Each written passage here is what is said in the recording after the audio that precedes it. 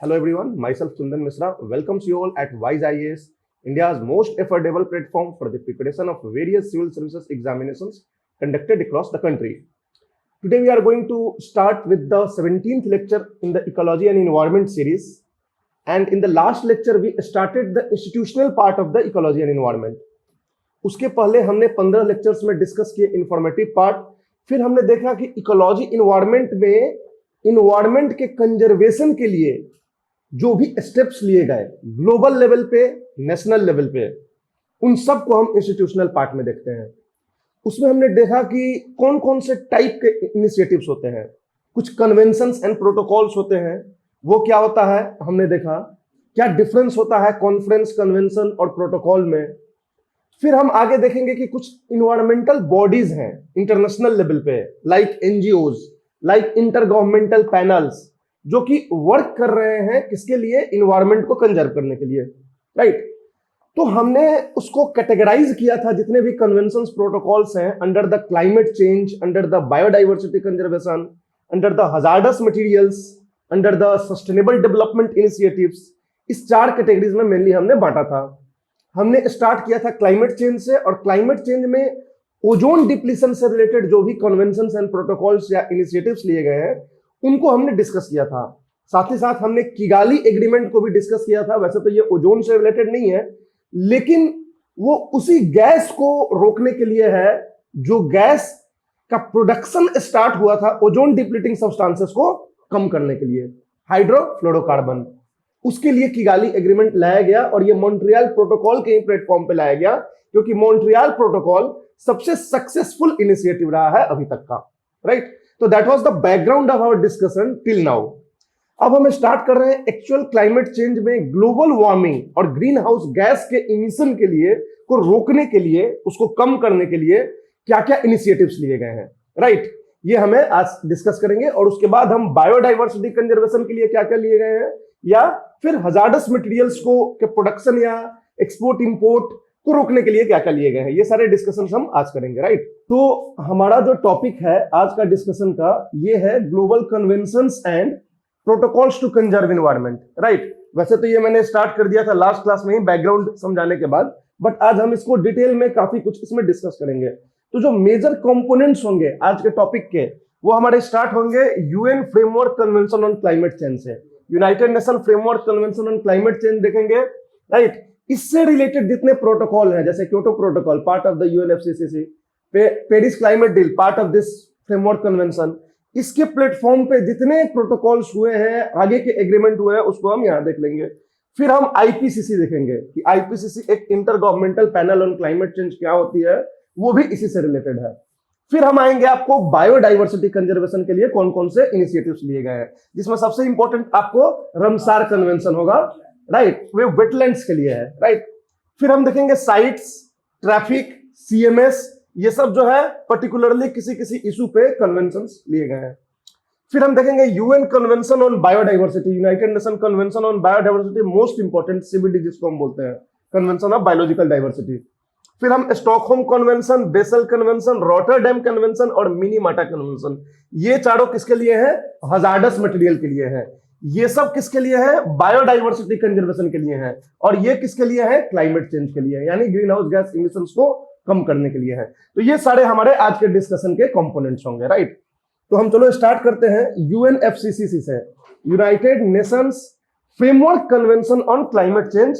कब आया था, 1992 में आया था। किस प्लेटफॉर्म पे आया था, किस कॉन्फ्रेंस के प्लेटफॉर्म पे आया था, अर्थ समिट और Rio summit, right. United Nations conference on environment and development, right, UNCED. तो जो 1992 में यूएनसीईडी हुई थी, तो उस प्लेटफॉर्म पे 2 कन्वेंशन साइन किए गए थे, राइट। कौन कौन से 2 कन्वेंशन साइन किए गए थे, UNFCCC, United Nation framework convention on climate change, और UNCBD, United Nation convention on biological diversity. ये 2 साइन किए गए थे 1992 में, राइट, उसी कॉन्फ्रेंस के प्लेटफॉर्म पे। उसके अलावा और भी थे, Rio declaration, right, agenda 21, but ये 2 इंपॉर्टेंट कन्वेंशन थे जो साइन किए गए थे, राइट। तो उसी में एक कन्वेंशन किसके लिए है, क्लाइमेट चेंज के लिए, एक कन्वेंशन किसके लिए है, बायोडाइवर्सिटी को कंजर्व करने के लिए। तो जो क्लाइमेट चेंज के लिए कन्वेंशन है उसके बारे में हम पहले डिस्कस करते हैं। तो ये कन्वेंशंस बेसिकली किसके लिए है? To reduce the greenhouse gas emission. किसके लिए है? To reduce greenhouse gas emission, reduce greenhouse gas emission. अब देखो ये various greenhouse gas emissions के लिए है। कार्बन डाइऑक्साइड सबसे इंपॉर्टेंट ग्रीन हाउस गैस होता है, मीथेन होता है, नाइट्रस ऑक्साइड होता है, इवन इसमें हम हाइड्रोफ्लोरोकार्बन, सल्फर हेक्साफ्लोराइड, इनके लिए भी ये है। लेकिन ज्यादातर जगह आपको CO2 दिखेगा, क्योंकि हम सारे ग्रीन हाउस गैस को कार्बन डाइऑक्साइड के इक्विवेलेंट में मान लेते हैं। समझ में आ रही बात है कि अगर इतना नाइट्रस ऑक्साइड रिलीज हो रहा है तो हम ये मानते हैं कि इतना नाइट्रस ऑक्साइड रिलीज होके कितना कार्बन डाइऑक्साइड के बराबर ये ग्रीन हाउस इफेक्ट करेगा, तो उसको हम कार्बन डाइऑक्साइड के टर्म्स में काउंट कर लेते हैं, राइट। तो उसी तरह से to reduce greenhouse gas emission या CO2 इमिशन भी आपको दे सकता है। तो इसके लिए मेनली ये लाया गया था। दूसरी बात है कि यूनाइटेड नेशंस लिखा हुआ है ऊपर में ही, तो ऑफ कोर्स ये यूनाइटेड नेशंस के प्लेटफॉर्म पे होगा, राइट। तो on the platform of UN, in fact पूरा United Nations conference on environment and development ही UN के ही प्लेटफॉर्म पे था, तो UN प्लेटफॉर्म का पार्ट है। देखो UN 1972 में जो स्टॉकहोम कॉन्फ्रेंस हुआ था उसमें एक यूनाइटेड नेशन एनवायरनमेंट प्रोग्राम लाया गया था, एक बनाया गया था body United Nations environment Programme के नाम पे, UNEP। UNEP क्या करता है कि बहुत सारे कन्वेंशंस जो यूनाइटेड नेशंस के प्लेटफॉर्म पे हुए हैं उनको एक सेक्रेटेरियल सर्विस प्रोवाइड करता है, कोऑर्डिनेटिंग सर्विस प्रोवाइड करता है कि उसमें कैसे चलेगा, क्या होगा, किस तरीके से लोग पार्टिसिपेट करेंगे, कैसे एक दूसरे से कोऑर्डिनेट करेंगे। इसके लिए एक स्पेशली बनाया गया था यूनाइटेड नेशंस एनवायरनमेंट प्रोग्राम। तो यूनाइटेड नेशंस एनवायरनमेंट प्रोग्राम जो है बहुत सारे कन्वेंशंस को वो कोऑर्डिनेट करता है, लेकिन उसमें इसको कोऑर्डिनेट नहीं करता है। दिस इज नॉट कोऑर्डिनेटेड, इसकी अपनी अलग सेक्रेटेरिएट है। अब हम यूनाइटेड नेशन एनवायरनमेंट प्रोग्राम बताएंगे तो 11 कन्वेंशन का लिस्ट बताएंगे, ये 11 कन्वेंशन जो है यूनाइटेड नेशन एनवायरनमेंट प्रोग्राम इसको कोऑर्डिनेट करता है। But this convention framework, this convention is not coordinated by the UNEP, तो not on the platform of UNEP। UN का पार्ट है, लेकिन यूनाइटेड नेशन एनवायरनमेंट प्रोग्राम इसको सेक्रेटेरियल सर्विस प्रोवाइड नहीं करता है, इसको कोऑर्डिनेशन से कोई मतलब नहीं है, इसका अपना सेक्रेटेरिएट है, वो उसके बेसिस पे ये चलता है जर्मनी में, राइट। तो this is the United Nations framework convention on climate change. तीसरी चीज कि ये अपने आप में नॉन बाइंडिंग है, लीगली नॉन बाइंडिंग है, लेकिन बहुत जगह आपको बाइंडिंग मिल सकता है, वो मिलता है क्योटो प्रोटोकॉल के लिए, नॉट फॉर द UNFCCC।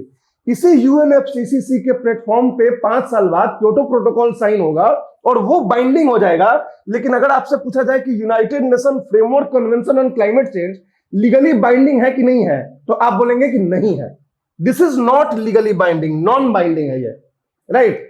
इसके ऊपर प्रोटोकॉल्स आएंगे, वो बाइंडिंग हो सकते हैं।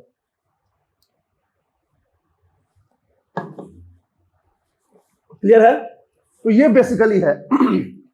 उसके बाद ये क्या करता है, किसी तरह का टारगेट नहीं बनाता है, नो टारगेट्स।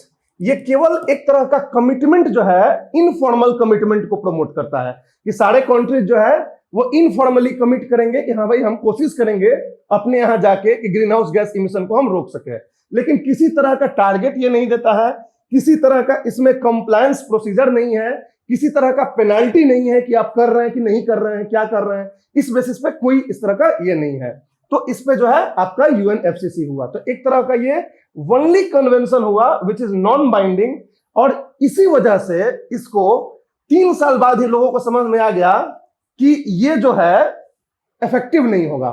क्यों? क्योंकि बाइंडिंग नहीं है, तो लोग कहां मानेंगे, ठीक है। किसी तरह का पेनल्टी प्रोविजन नहीं है, कुछ नहीं है इसके ऊपर, केवल बातें कही गई हैं अच्छी अच्छी।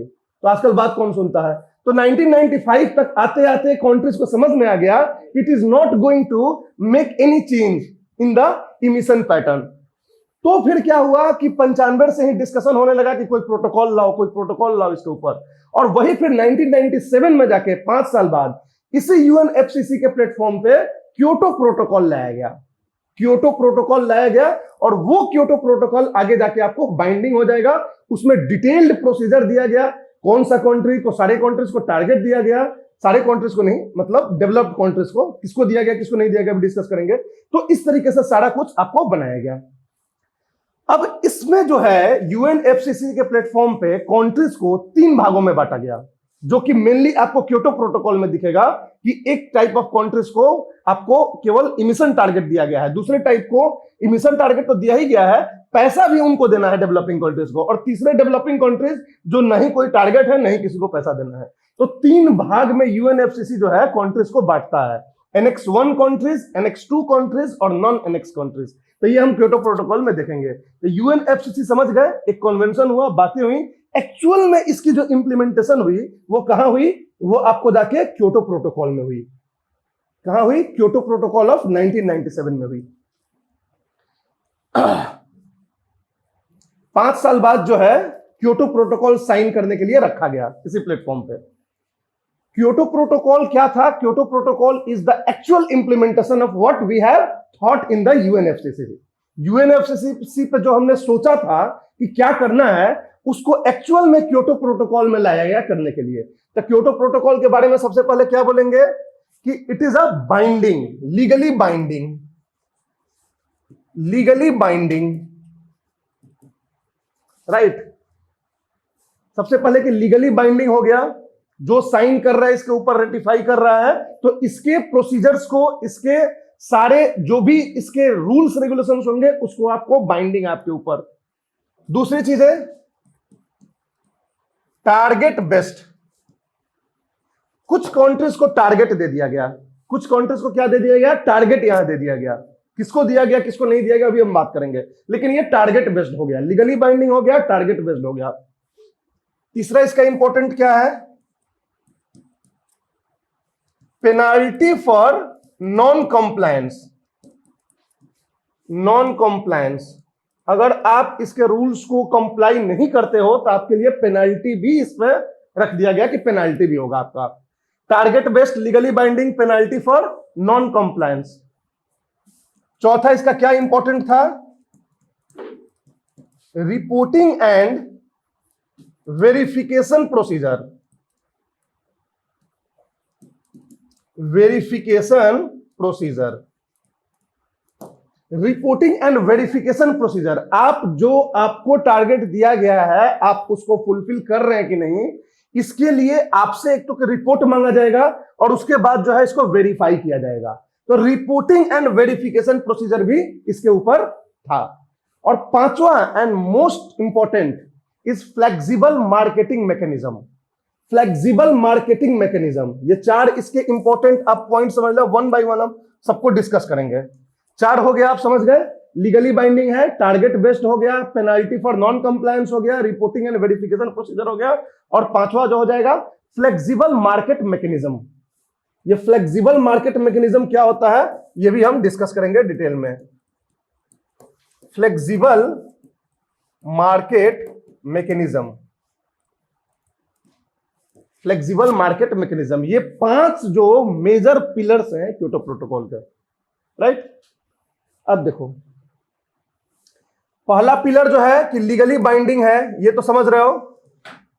लीगली बाइंडिंग का मतलब क्या होता है? मतलब होता है कि एक बार आपने उस पर साइन कर दिया, अपने कंट्री में जाकर रेटिफाई कर दिया, तो अब आप बाध्य हो गए उसको फॉलो करने के लिए।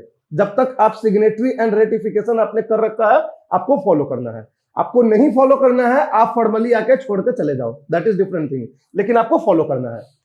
जो भी यूएनएफसीसीसी पे साइन किया था, उसके लिए कंपलसरी नहीं था कि क्योटो प्रोटोकॉल पे भी साइन करें, उसकी वॉलंटरी थी वो, राइट। हमें लगता है कि हम नहीं कर पाएंगे, हम अलग हो गए, नहीं साइन करेंगे हम क्योटो प्रोटोकॉल पे, वो अलग बात है कि हमारी दुनिया में बदनामी होगी, राइट। तो लीगली बाइंडिंग था ये, एक बार आपने साइन करके रेटिफाई कर दिया तो एक नंबर बात। दूसरी बात है कि टारगेट्स, इसमें अब टारगेट्स दिया गया कंट्रीज को, राइट। और ये टारगेट्स के लिए, फिक्स टारगेट्स के लिए 3 भागों में कंट्रीज को बांट दिया गया।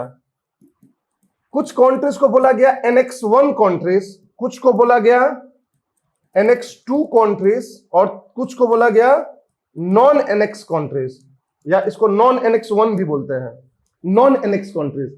ये एनेक्स 1 कंट्रीज का ग्रुप जो है वो डेवलप्ड कंट्रीज और इकोनॉमीज इन ट्रांजिशन, 2 तरह के। इकोनॉमीज इन ट्रांजिशन मतलब कि जो सेंट्रलाइज्ड इकोनॉमी से मार्केट बेस्ड इकोनॉमी में ट्रांजिशन कर रहा है, राइट। तो NX1 जो है डेवलप्ड कंट्रीज का ग्रुप है, developed plus economies in transition, मतलब कि ये भी डेवलप्ड है। देखो ये अब इकोनॉमी का टर्म हो जाता है। डेवलपमेंट जो डेवलप्ड का कॉन्सेप्ट होता है वो इकोनॉमिक कॉन्सेप्ट होता है, जिसमें कि एक पर कैपिटा इनकम का आपके ऊपर एक लेवल होता है कि इसके ऊपर पर कैपिटा इनकम होगा तो आप डेवलप्ड कहलाओगे, डेवलपिंग कहलाओगे, राइट। कुछ ऐसे कंट्रीज हैं जो डेवलप्ड हैं, जैसे मान लो सऊदी अरेबिया हो गया, कुवैत हो गया, बहरीन हो गया, ये लोग डेवलप्ड हैं, लेकिन इनकी इकोनॉमी जो है वो कंप्लीटली अभी मार्केट बेस्ड इकोनॉमी टाइप नहीं है, कैपिटलिस्ट इकोनॉमी टाइप नहीं है, राइट। तो इनके यहां बहुत सारे ह्यूमन प्रॉब्लम होंगे, ह्यूमन रिलेटेड प्रॉब्लम होंगे।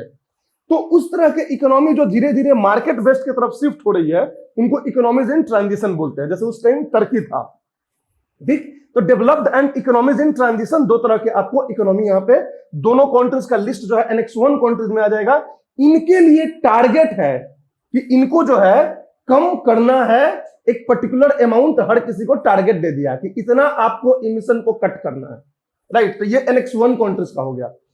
अब ये NX2 कंट्रीज क्या थे? NX2 कंट्रीज NX1 के ही सबसेट हैं, मतलब इन्हीं के ग्रुप में से एक और छोटा ग्रुप निकाला गया जो डेवलप्ड है, हाईली डेवलप्ड है, राइट, हाईली डेवलप्ड है, वेल ऑफ कंट्रीज हैं, और जिन्होंने हिस्टोरिकली काफी ज्यादा इमिशन किया है, मतलब इंडस्ट्रियल रिवोल्यूशन वगैरह उनके यहां बहुत हुआ है, राइट। तो इस तरह के कंट्रीज का एक अलग ग्रुप बनाया गया, जिसके ऊपर ये तो लागू हो ही रहा है टारगेट, उसके अलावा ये लोग फंड्स भी प्रोवाइड करेंगे डेवलपिंग कंट्रीज को, ताकि वो भी इस इमिशन कट में भाग ले सके, राइट। तो इसके लिए NX2 कंट्रीज बनाया गया, और non NX countries mainly developing countries का ग्रुप था, जिसके ऊपर कोई टारगेट नहीं था। समझ आ रही बात है? They did not have any target, they did not have any restrictions on the emission, no restrictions at all. NX मतलब कि डेवलपिंग कंट्रीज, कोई टारगेट नहीं, कोई इमिशन रेस्ट्रिक्शन नहीं। आप खुद से वॉलंटरीली खुद को बोल सकते हैं कि हमको NX1 में रख दो। अगर कोई डेवलपिंग कंट्रीज लगता है कि उसको इमिशन कट करना है, तो वो खुद भले ही बोल दे कि भाई हमें भी NX1 कंट्रीज में रख लो, बट बोलता कौन है? ठीक है। तो non NX countries are the developing countries, जिनके ऊपर कोई टारगेट नहीं है। NX1 is the developed and economies in transition, जिनको टारगेट दिया गया कि आप जो है इससे ज्यादा इमिशन नहीं करेंगे साल भर में।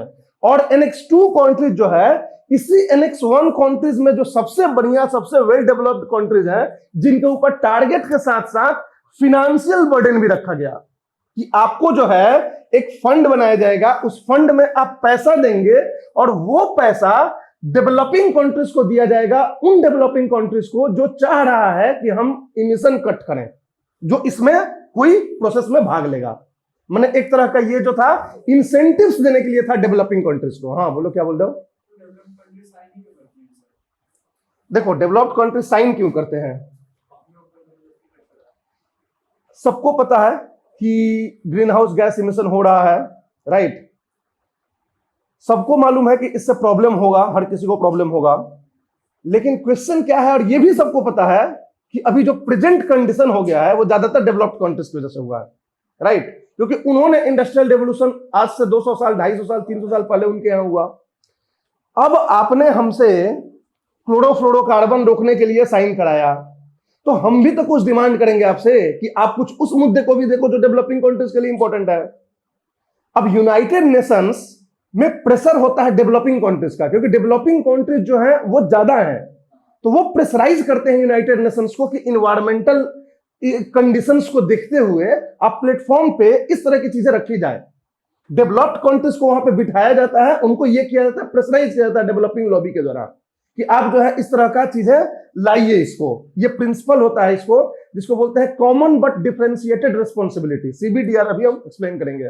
तो इसी प्रिंसिपल पे ये बना हुआ है कि ठीक है सबका कॉमन रिस्पॉन्सिबिलिटी होगा ग्रीन हाउस गैस इमिशन का, लेकिन ये रिस्पॉन्सिबिलिटी एक जैसी नहीं होगी। जिसने जो ज्यादा रिस्पॉन्सिबल है अभी के प्रेजेंट क्लाइमेट चेंज के लिए, वो ज्यादा कंट्रीब्यूट करेगा। तो this is a fact that they are more responsible, तो so they must take the responsibility and contribute. अब इसमें बहुत सारे डेवलप्ड कंट्री छोड़ के चले जाते हैं, तो उनकी बदनामी होती है, जो भी होता है, जैसा भी होता है।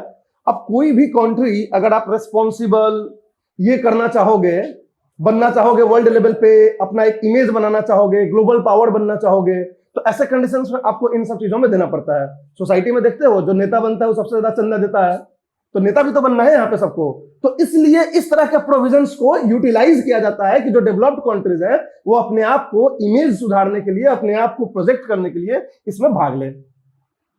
राइट, तो इसलिए डेवलप्ड कंट्रीज यहां भाग लेते हैं। राइट, ये एक तरह का प्रेशर होता है, चाहे तो नहीं ले सकता है, बैकआउट हो सकता है। रसिया बैकआउट हो गया, बहुत सारे कंट्रीज बैकआउट हो गए थे क्योटो से, क्योटो 1 से ही बहुत बैकआउट हो गए थे।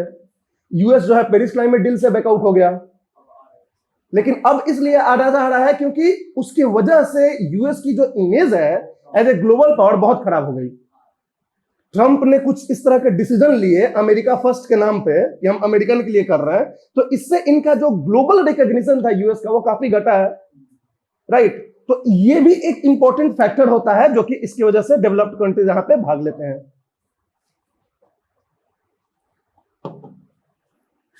तो हो गया आपको NX1, NX2। NX2 countries is a सब पार्ट ऑफ NX1 कंट्री। जो भी NX2 का मेंबर होगा वो NX1 का होगा ही होगा।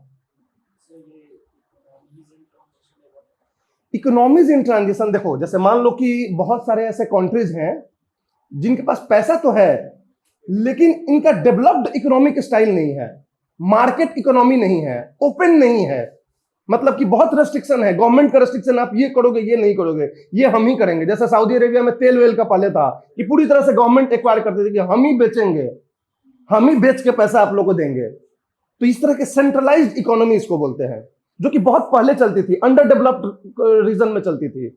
धीरे धीरे डेवलपमेंट के पाथ पे जब भी चलते हो तो प्राइवेट्स को अंदर आने देते हो। क्यों इंडिया इतना जल्दी सब कुछ बेचने के लिए ये कर रहा है, ये भी चलो ये भी प्राइवेटाइज, ये भी प्राइवेटाइज।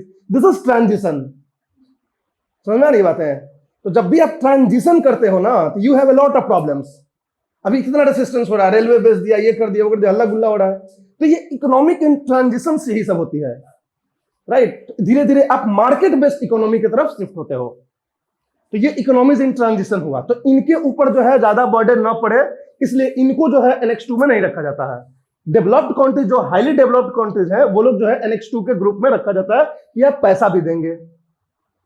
और वो पैसा कहां यूटिलाइज होगा? डेवलपिंग कंट्रीज को हेल्प करने के लिए। वो डेवलपिंग कंट्रीज जो खुद से चाहता है कि हम जो है अपना इमिशन कट करेंगे, लेकिन उससे जो हमको लॉस हो रहा है उसमें आप मुझे हेल्प करो, हमें टेक्नोलॉजी दो, हमें फंड दो, हमें पैसा दो, इन्वेस्ट करो, आप हेल्प करो तो हम करेंगे इमिशन करने में। तो इनको भी तो हेल्प करना है ना, ये भी तो धीरे धीरे बन जाएंगे बहुत बड़े इमिटर। तो इसलिए NX2 का एक ग्रुप बनाया गया। समझ में आ रही है? तो NX1, NX2 और नॉन NX, और इसी को बोलते हैं common but differentiated responsibility, CBDR। CBDR ये प्रिंसिपल होता है, common but differentiated responsibility. Common but differentiated, differentiated मतलब अलग अलग, responsibility, responsibility of what? Responsibility of cutting emissions.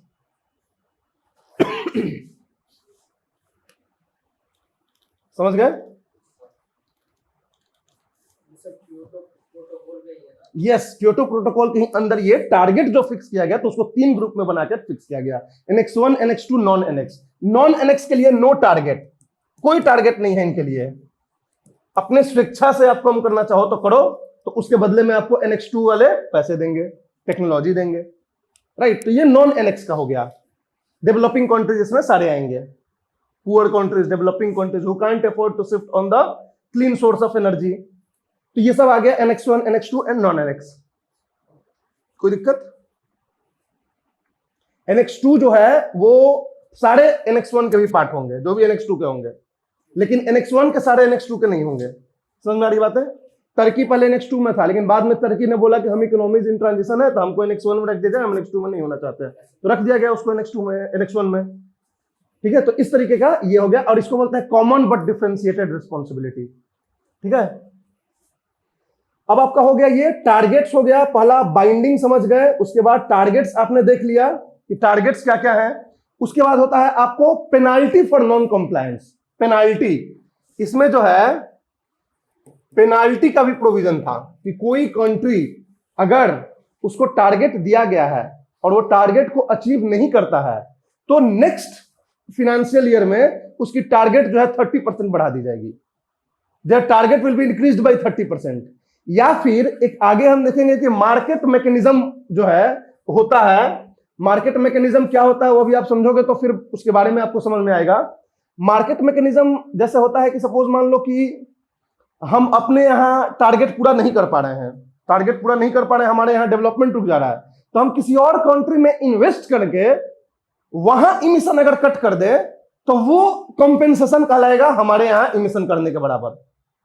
समझ में आ रही बात है? जैसे मान लो मेरा घर है, हम अपने यहां टारगेट नहीं अचीव कर पा रहे हैं, इमिशन बोला जा रहा है कि 100 तक ही करना है, 100 से ऊपर नहीं जाना है, मेरा 110 जा रहा है, तो 10 हम ज्यादा कर रहे हैं।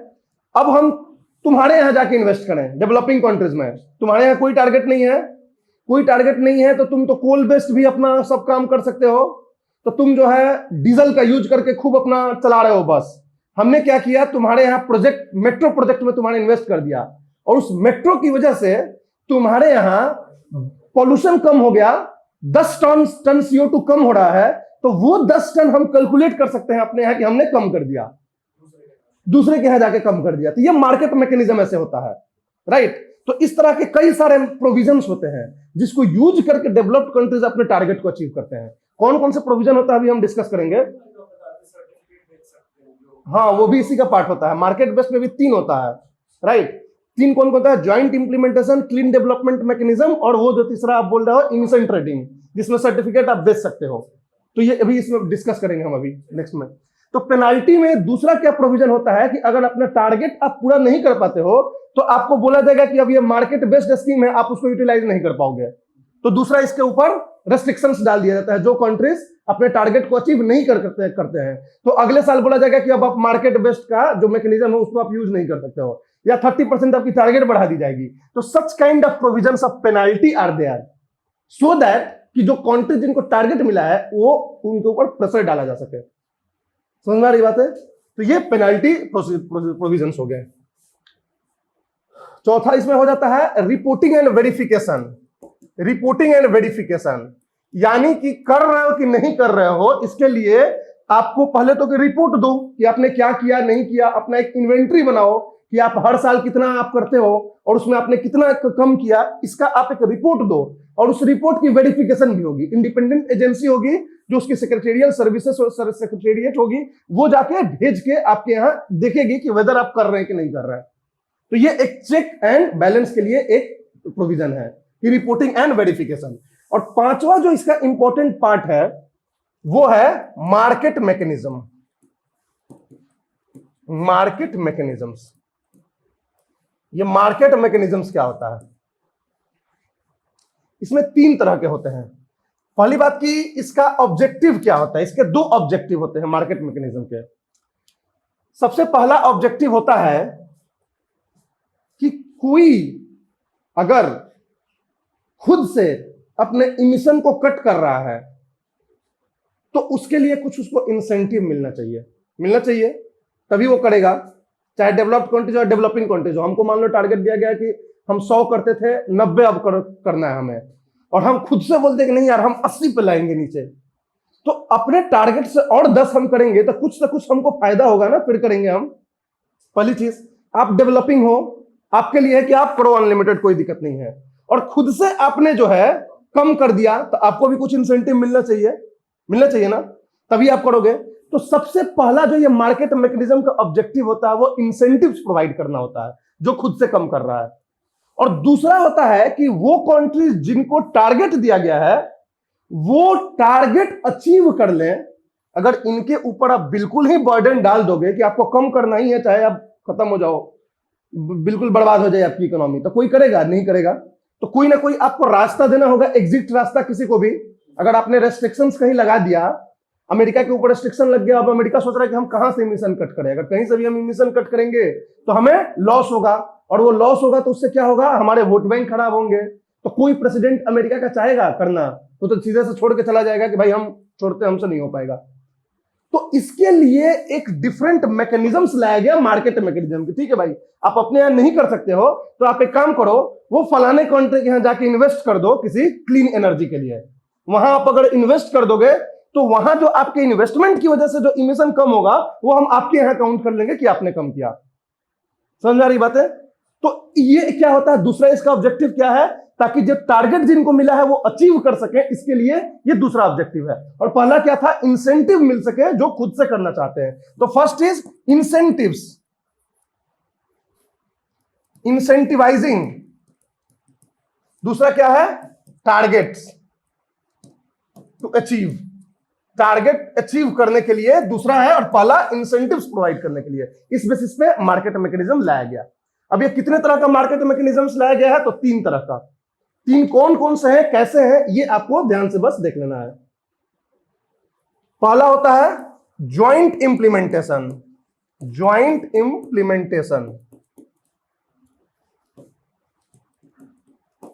Joint implementation.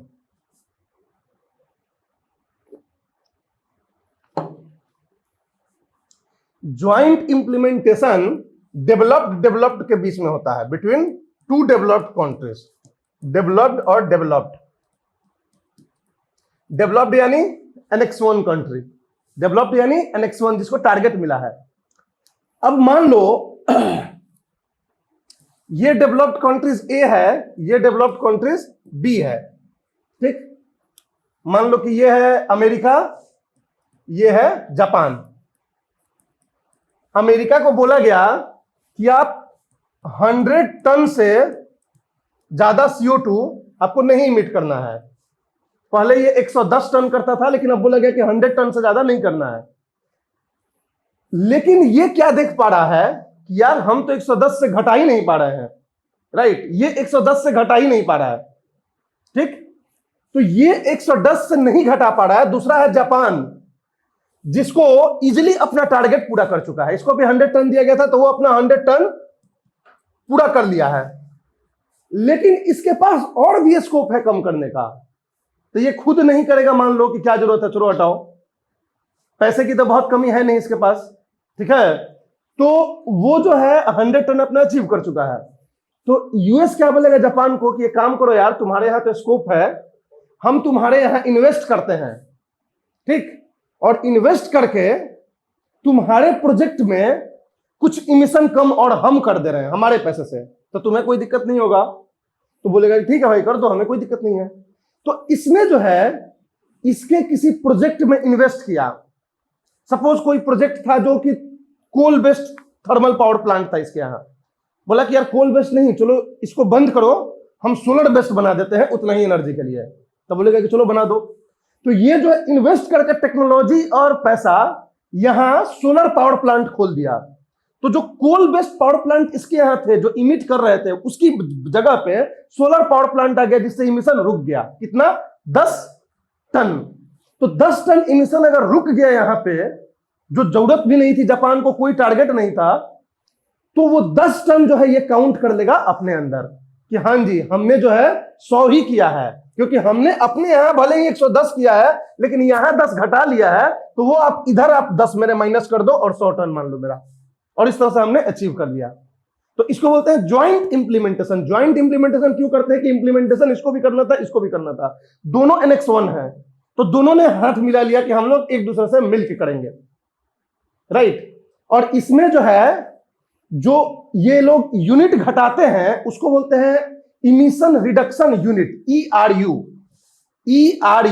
ERU में हम मेजर करते हैं, and 1 ERU is equal to 1 ton of CO2 equivalent. 1 ton of CO2 equivalent, यानी आप जितना भी कम करोगे इमिशन किसी और कंट्री में, तो उसको हम काउंट करेंगे ERU में कि आपने कितना ERU कम किया, और एक ERU बराबर 1 ton of CO2 equivalent. CO2 equivalent क्यों बोल रहे हैं कि मान लो कोई और गैस अगर उसमें निकल रहा था जो ग्रीन हाउस गैस था, तो उसका CO2 के में कितना होगा उसके बेसिस पे ये काउंट किया जाता है। कार्बन डाइऑक्साइड इक्विवेलेंट इसलिए बोलते हैं 1 टन ऑफ CO2 इक्विवेलेंट। समझ में आ रही है? सही बताओ, हल्की फुल्की समझ में आ रही है कि नहीं?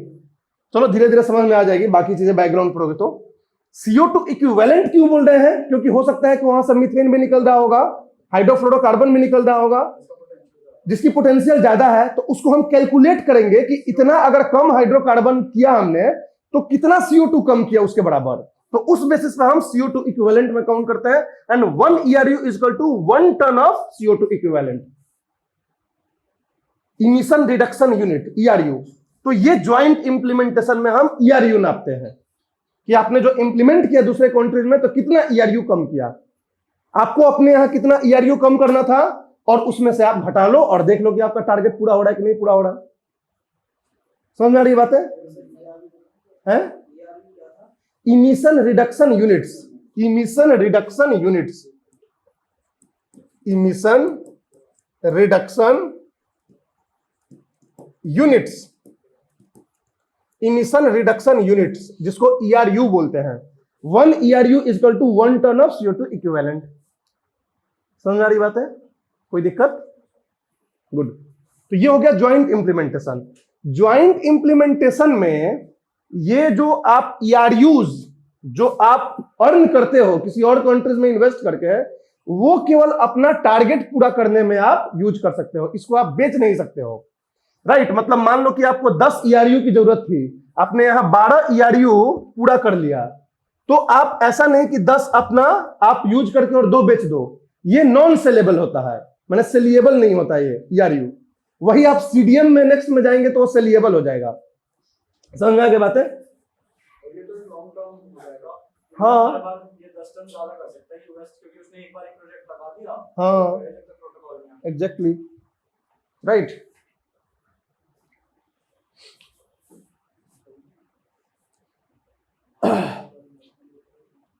नेक्स्ट होता है clean development mechanism, CDM, clean development mechanisms, clean development mechanism CDM।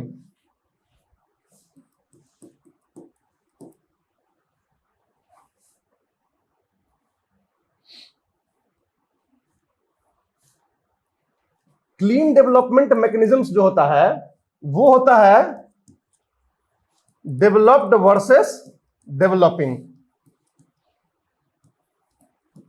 Developed and developing के बीच होता है, वर्सेस नहीं, डेवलप्ड एंड डेवलपिंग।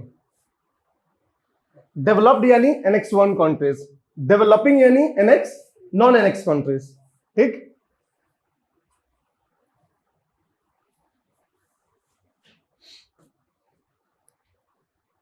अब देखो जैसे वहां पे डेवलप्ड वर्सेस डेवलप्ड था, यहां पे सेम चीज जो है डेवलपिंग वर्सेस डेवलप्ड हो जाएगा। समझ में आ रही बात है? अगर डेवलप्ड कंट्रीज को अपना टारगेट पूरा करने के लिए अपने कंट्री में नहीं पूरा कर पा रहा है तो वो किसी डेवलपिंग कंट्रीज में इन्वेस्ट कर देगा, और उसके इन्वेस्ट, अब डेवलपिंग कंट्रीज में तो कोई टारगेट नहीं है, तो अगर डेवलप्ड कंट्रीज डेवलपिंग कंट्रीज में इन्वेस्ट करके, डेवलपिंग कंट्रीज में इन्वेस्ट करके और वहां पे अगर इमिशन को कम कर दिया तो जितना अमाउंट ऑफ इमिशन कम किया उसको वो अपने यहां काउंट कर सकता है, और इसको मापते हैं सर्टिफाइड इमिशन रिडक्शन में। किसमें? CER, सर्टिफाइड इमिशन रिडक्शन इसको बोलते हैं, जो CDM में होता है, सर्टिफाइड इमिशन रिडक्शन। ये एक सर्टिफिकेट दिया जाता है कि आपने जो है डेवलपिंग कंट्रीज में, जैसे मान लो जापान ने इंडिया के दिल्ली मेट्रो रेल प्रोजेक्ट में इन्वेस्ट किया। अब दिल्ली मेट्रो रेल जब नहीं था तो सब लोग ब्लू लाइन DTC से चलता था, ब्लू लाइन DTC डीजल के धुएं फेंकते थे, तो उससे जो है मेट्रो बनने की वजह से कितना इमिशन कम हुआ इसको मेजर किया जाएगा, और मेजर करके देखा जाएगा कि कितना CER कम हुआ, certified emission reduction. It is also the same 1 ton of CO2 equivalent. जैसे उधर ERU था उसी तरह से इधर CER है, 1 टन ऑफ CO2 इक्विवेलेंट।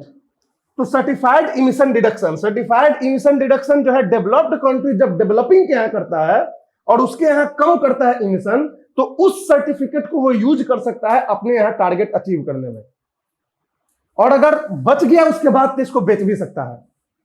तो it is सेलिएबल, it is saleable. CER, certified emission reduction under clean development mechanism, is saleable.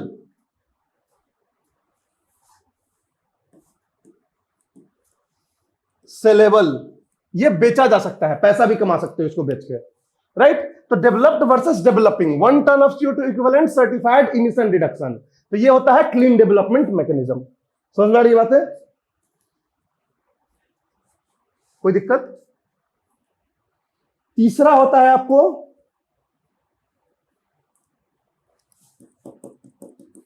Emission trading. Emission trading, emission trading ये डेवलप डेवलपिंग सबके लिए है।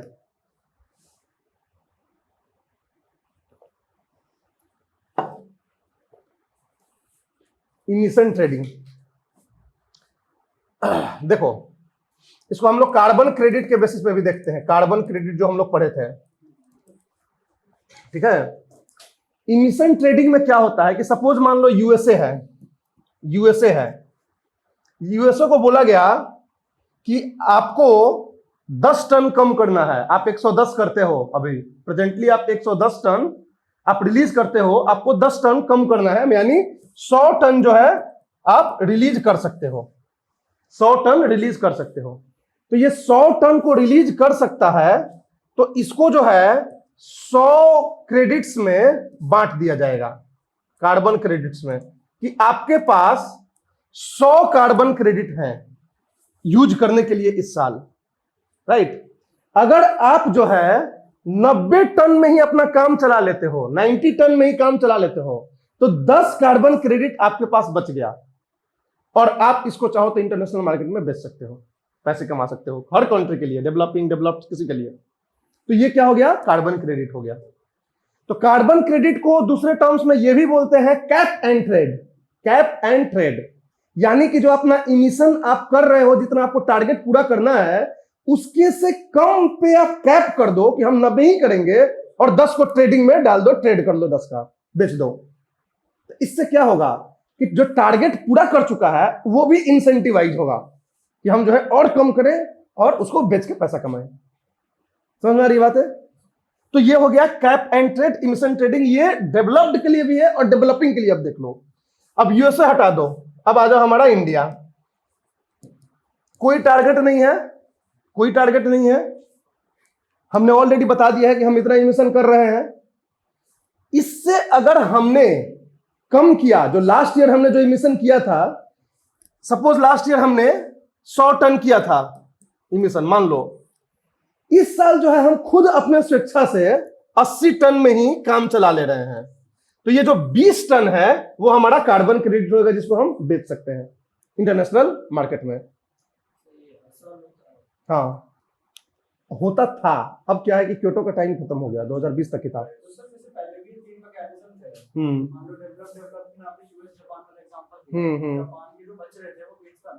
जापान के जो उसने कम, जैसे 100 की जगह 80 में कर दिया था, तो नहीं नहीं, 80 उसका टारगेट था।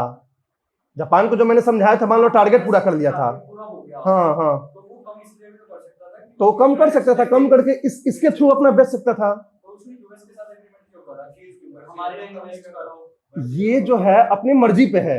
यूएस मान लो उसके साथ हम लोग जो है किसी कंट्री के साथ अपने फायदे के लिए डील करते हैं, डील करते हैं ना कोई भी चीज, तो उन दोनों के बीच के डील में एक होता है कि भाई देखो हम नहीं कर पा रहे, तुम हमारे दोस्त हो बचपन के, ठीक है, तो चलो हम जो है तुम्हारे यहाँ आके कर दे रहे हैं, ठीक है, तुम्हारे यहाँ स्कोप है, तो बोलेगा हाँ भाई चलो आ जाओ, अच्छे रिश्ते हैं हमारे तुमसे, ठीक है, तो आके करके अपना पूरा कर लेता है टारगेट। तो उसके लिए ज्वाइंट इम्प्लीमेंटेशन होता है। हाँ, तो ज्वाइंट इम्प्लीमेंटेशन, अब देखो ज्वाइंट इम्प्लीमेंटेशन में पैसा कौन खर्च कर रहा है? जो कंट्री कर रहा है। आपको ट्रेड करना है अगर, तो खुद आप पैसा खर्च करके करोगे ना काम, समझना नहीं बातें। उधर वो पैसा खर्च कर रहा है आपके सोलर पावर प्लांट में, तो आपको कोई दिक्कत नहीं होना चाहिए। इधर जो है आप खुद पैसा खर्च करके कम करके बेच सकते हो इमिशन ट्रेडिंग के अकॉर्डिंग।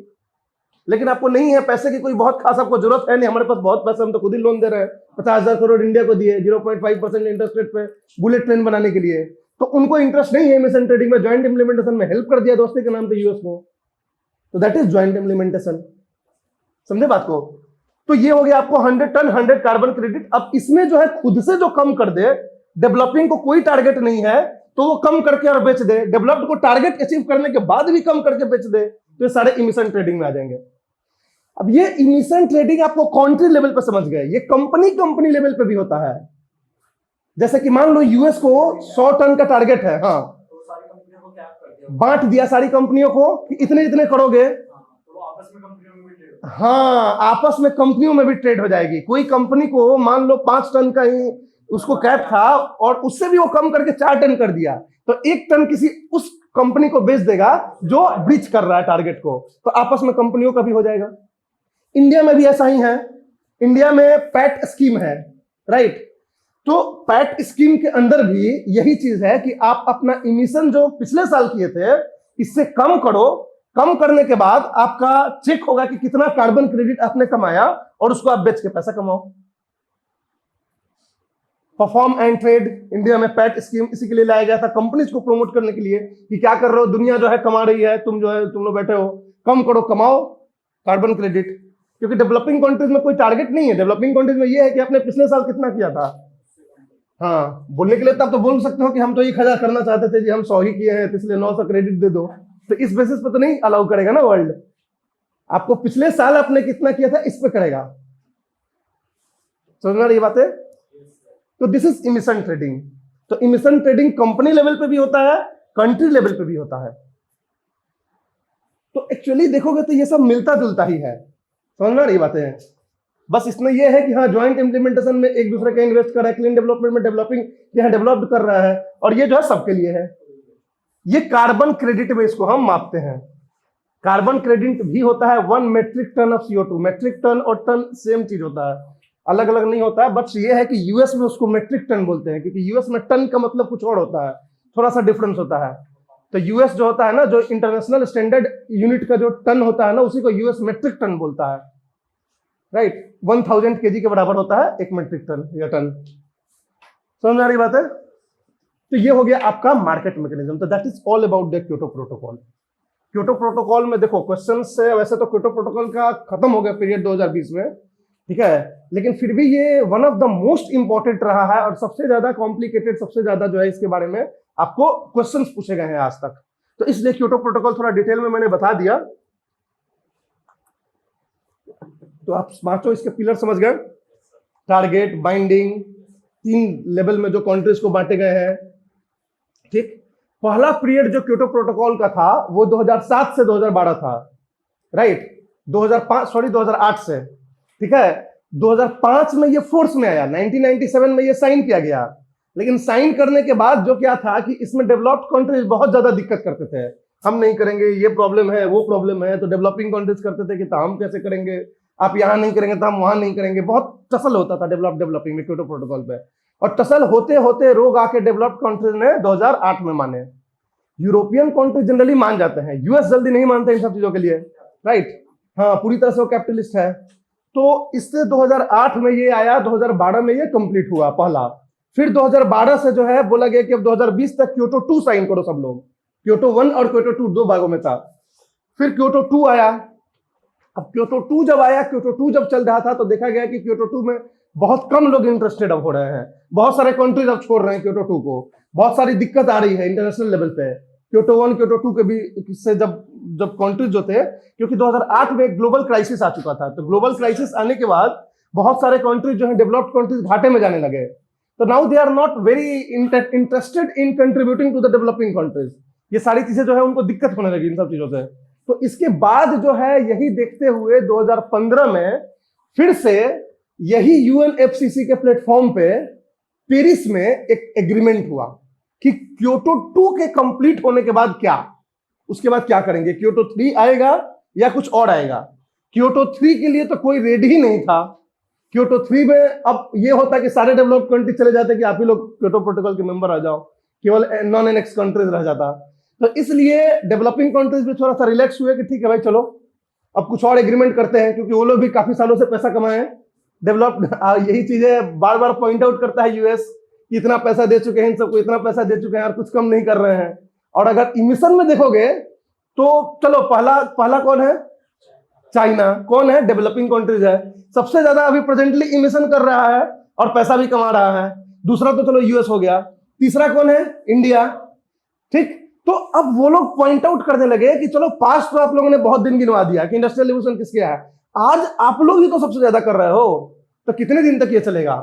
तो करते करते टसल होते होते थोड़ा सा डेवलपिंग कंट्रीज बैकफुट पे आए, तो पेरिस क्लाइमेट डील हुआ। तो पेरिस क्लाइमेट डील में आपको दिखेगा कि अब ये सीबीडीआर नहीं है, कॉमन बट डिफरेंशिएटेड रिस्पांसिबिलिटी नहीं है, थोड़ा सा अलग है, राइट। अब क्या अलग है, थोड़ा सा डेवलपिंग कंट्रीज ने भी रिलैक्सेशन दिया बदले में, लेकिन पैसा वाला फिर भी जारी रखा कि ठीक है भाई, अब टारगेट आपके ऊपर नहीं रहेगा, हम भी कोशिश करेंगे लेकिन पैसा चाहिए, ठीक। तो अभी फिर पैसा वाली बात आएगी पेरिस क्लाइमेट डील में भी। क्योटो प्रोटोकॉल समझ गए, ठीक है। अब देखो इसमें एक रीड एंड रीड प्लस भी था, ठीक, हम समझा दे रहे, बहुत इंपॉर्टेंट तो नहीं है लेकिन है, read and read plus. Reducing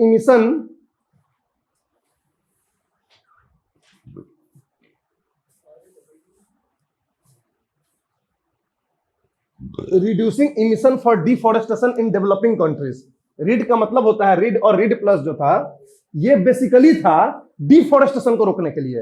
read जो था वो डिफॉरेस्टेशन की वजह से जो इमिशन हो रहा है, राइट, जो ग्रीन हाउस गैस का कॉन्सेंट्रेशन बढ़ रहा है उसको रोकने के लिए रीड लाया गया, राइट। रीड लगभग 2007 के करीब में इसको लाया गया यूएनएफसीसी के ही प्लेटफॉर्म पे। ये बेसिकली था कि टू स्टॉप डिफॉरेस्टेशन,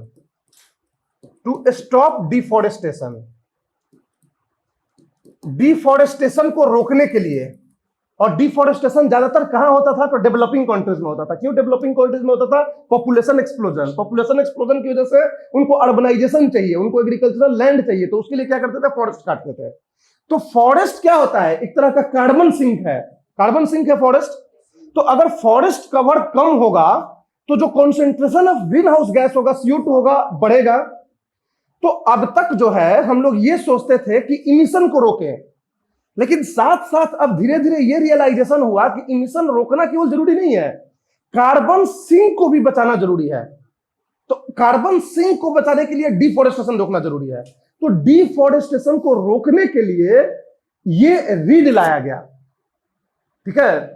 और ये बेसिकली डेवलपिंग कंट्रीज में डिफॉरेस्टेशन ना हो इसके लिए लाया गया रीड। तो रीड को इंडिया ने प्रमोट नहीं किया, क्योंकि इंडिया जो है सेकंड मोस्ट पॉपुलस कंट्री है। डिफॉरेस्टेशन में आप अगर हमारे ऊपर बिल्कुल चेक लगाओगे तो हम अपने पॉपुलेशन को कहां एडजस्ट करेंगे, कहां एकोमोडेट करेंगे, ये इंडिया को पता था। देखो हर कोई सोचता है इकोलॉजिकल बैलेंस सही है, लेकिन not at the cost of human misery. समझ में आ रही बातें। तो read India did not support, India supported read plus. Read plus में क्या था कि ठीक है डिफॉरेस्टेशन को हम रोकेंगे, इसमें थोड़ा सा और बढ़ चढ़ के कुछ प्रोविजंस आ गए कि हम फॉरेस्टेशन भी करेंगे, राइट। चलो हम एक जगह जंगल काट दे रहे हैं तो उसके बदले में हम उतना पेड़ कहीं और लगा देंगे। तो इस तरह के फ्लेक्सिबिलिटीज रीड प्लस में थी। डिफॉरेस्टेशन हम रोकेंगे जहां तक हो सकेगा, मैनेजमेंट करेंगे, सस्टेनेबल यूज करेंगे, हम एफॉरेस्टेशन करेंगे, ये सारी चीजें रीड प्लस में आ गया। और इसमें जो है फिनेंशियल मैकेनिज्म भी आ गया कि इस काम को करने के लिए डेवलपिंग कंट्रीज को पैसा भी दिया जाना चाहिए, ताकि उस पैसा को डेवलपिंग कंट्रीज उस कम्युनिटी को के लिए यूज कर सके जो कम्युनिटी को लॉस हो रहा है इसको इंप्लीमेंट करने में, राइट। तो ये इंडिया का है। इंडिया जहां भी देखोगे पैसा का है तो इंडिया हमेशा प्रमोट करता है कि हाँ भाई पैसा चाहिए तब हम करेंगे, ठीक है। तो ये जो है तो इसीलिए डोनाल्ड ट्रंप हमेशा बोलता है इंडिया को कि ये लोग जो है सालों से पैसा खा रहे हैं डेवलप्ड कंट्रीज का, ठीक। तो रीड प्लस को इंडिया ने प्रमोट किया, रीड जो है इंडिया ने प्रमोट नहीं किया, राइट, क्योंकि इसमें रेस्ट्रिक्शन ज्यादा थे, इसमें जो है फ्लेक्सिबिलिटी थी और पैसा भी मिल रहा था, तो इसलिए रीड प्लस को इंडिया ने प्रमोट किया, राइट। तो टू स्टॉप डिफॉरेस्टेशन के लिए रीड एंड रीड प्लस है।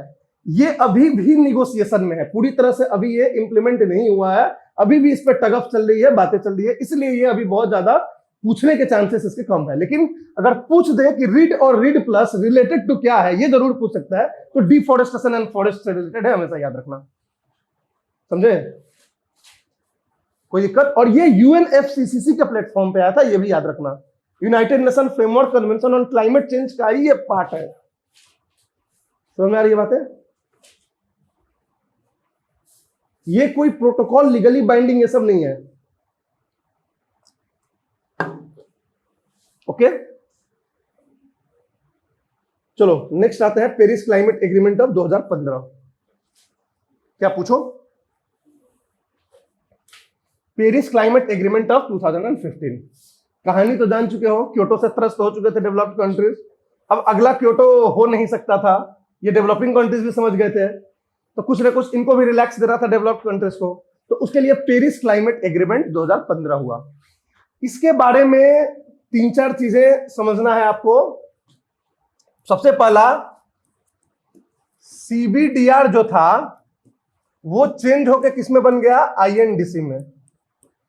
आईएनडीसी, सीबीडीआर था common but differentiated responsibility, INDC है इंटेंडेड नेशनली डिटरमाइंड कंट्रीब्यूशन।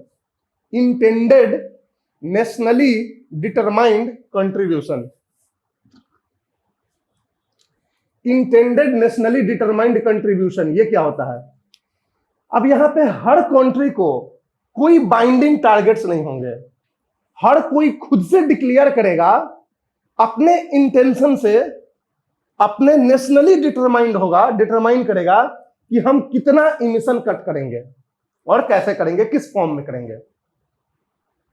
हम अगर ये नहीं कर पाते हैं तो कोई हम पे पेनाल्टी नहीं मारेगा, क्योंकि ये कोई बाइंडिंग नहीं है, कोई हमको टारगेट नहीं दिया गया है। हम अपने स्वेच्छा से डिक्लेयर करेंगे कि हम कैसे और कितना और कब कम करेंगे। समझ आ रही है? ये सारे कंट्रीज के लिए हो गया आईएनडीसी। पहले क्या था, सीबीडीआर, जिसमें एनेक्स 1 को बोला था कि आपको इतना करना है, आप बाइंडिंग है, ये टारगेट है, नहीं करेंगे तो आपको पेनल्टी लगेगा। इसमें ऐसा कुछ भी नहीं था। इसमें आईएनडीसी डेवलपिंग डेवलप्ड दोनों के लिए एक तरह से बराबर हो गया कि सब अपने से डिक्लेयर करो। समझ आ रही है? तो ये सबसे पहला मेजर चेंज हुआ, तो इसलिए ये नॉन बाइंडिंग हो गया, non binding, legally non binding. तीसरा, नो टारगेट्स, नो टारगेट्स, कोई टारगेट नहीं। चौथा, नो पेनाल्टी, कोई पेनाल्टी नहीं।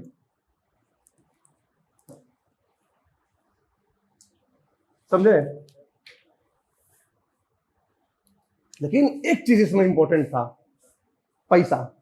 ठीक है, मतलब कि डेवलप्ड कंट्रीज ने इस बात पे साइन किया कि एक ग्रीन क्लाइमेट फंड पहले से बना हुआ था क्योटो के टाइम में, यूएनएफसीसी के प्लेटफॉर्म पे 2010 में एक ग्रीन क्लाइमेट फंड बना था, जीसीएफ।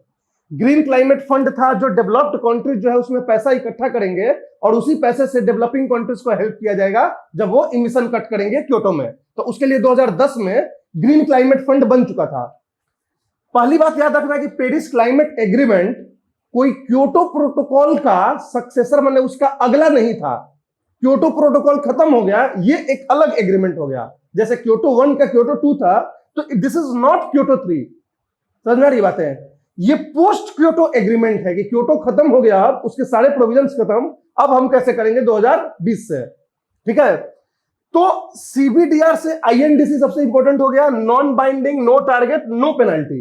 लेकिन एक चीज इसमें इंपॉर्टेंट रखा गया कि जो ग्रीन क्लाइमेट फंड 2010 में क्योटो के लिए बनाया गया था, उस फंड को हर साल डेवलप्ड कंट्रीज $100 बिलियन उसमें इकट्ठा करेंगे और वो $100 बिलियन जो है डेवलपिंग कंट्रीज को हेल्प किया जाएगा उनका आईएनडीसी पूरा करने में।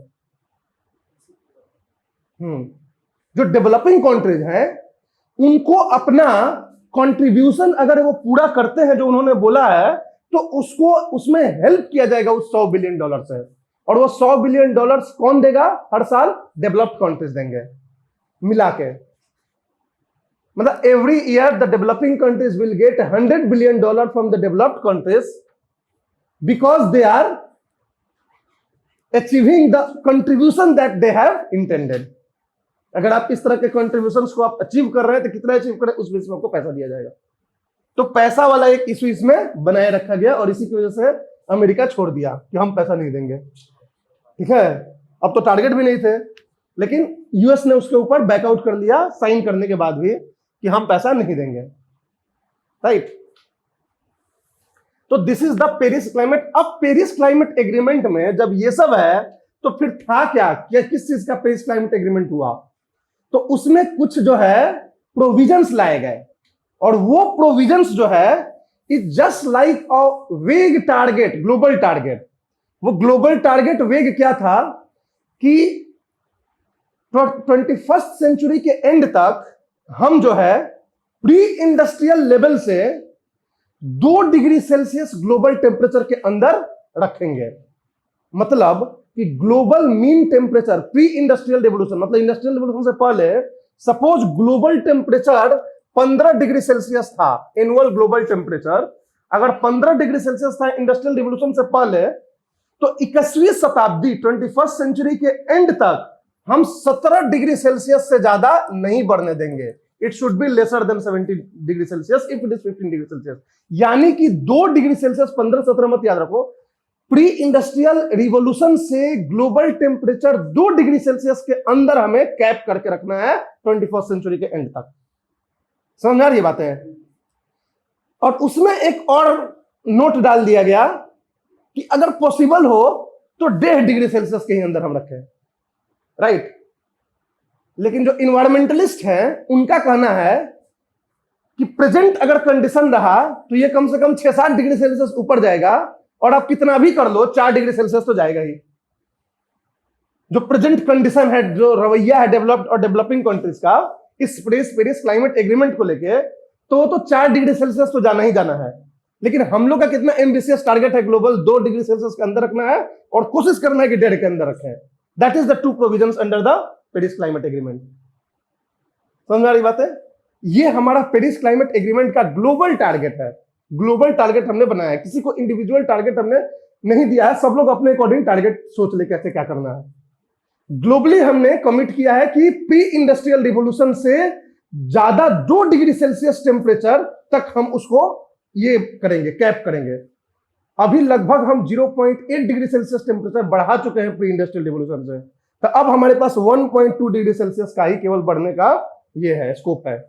लेकिन जो present pace of greenhouse emission है वो इतना हाई है कि वो 4 डिग्री सेल्सियस और 5 डिग्री सेल्सियस तक बढ़ सकता है by the end of 21st century.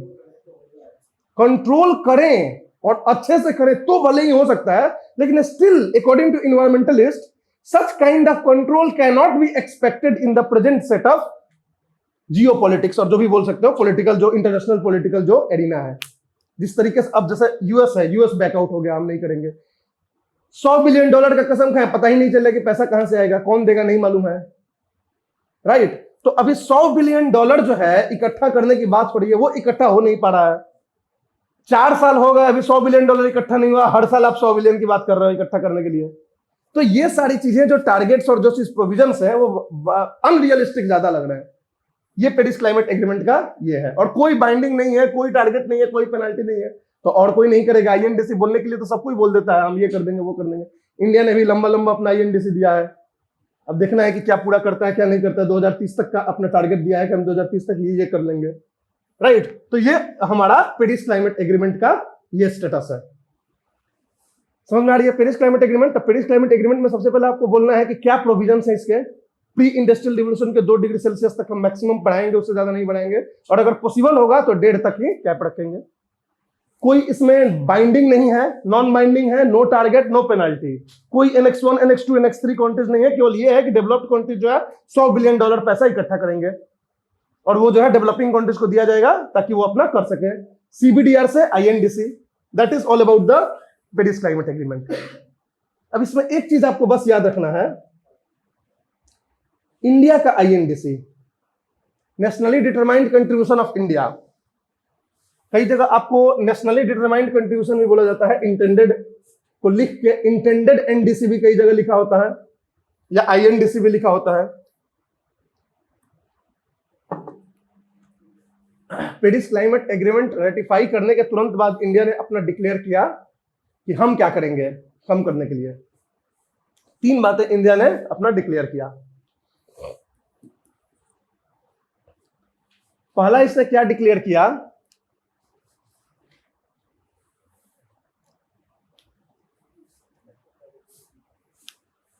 Green house, देखो एक होता है इमिशन इंटेंसिटी ऑफ जीडीपी, एक टर्म होता है emission intensity of GDP.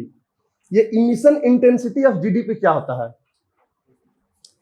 1 unit of GDP बढ़ाने के लिए आपको कितना CO2 इमिशन कर रहे हो, this is called emission intensity of emission intensity of GDP. ये शो करता है कि आपका जो डेवलपमेंट है वो कितना इको फ्रेंडली है। अगर emission intensity of GDP high है, इसके मतलब कि आपका डेवलपमेंट इको फ्रेंडली नहीं है। आप खूब सारा कोयला जला रहे हो, खूब पेट्रोल जला रहे हो डेवलप होने के लिए। अगर आपका इमिशन इंटेंसिटी ऑफ जीडीपी कम है, तो इसका मतलब हुआ कि आप जो है काफी इको फ्रेंडली डेवलप कर रहे हो। समझ में आ रही है बातें? यही होता है। तो इंडिया ने सबसे पहला कमिटमेंट क्या दिया कि क्या करेगा वो, तो उसने बोला कि 2030 तक हम जो इमिशन इंटेंसिटी ऑफ जीडीपी है उसको हम 33 to 35% कम कर देंगे। कितना कम कर देंगे? 33 to 35% इमिशन इंटेंसिटी कम कर देंगे। यानी कि हम जीडीपी जो बढ़ाएंगे वो क्लीन सोर्स से बढ़ाएंगे। जीडीपी बढ़ाने से ज्यादा इंटेंसिटी इमिशन नहीं होगा। यही हुआ कम इंटेंसिटी इमिशन करने का मतलब। समझ में आ रही बात है? तो India placed that it will reduce the emission intensity of GDP by 33 to 35% till 2030, 2030 तक, right? The reduction of emission intensity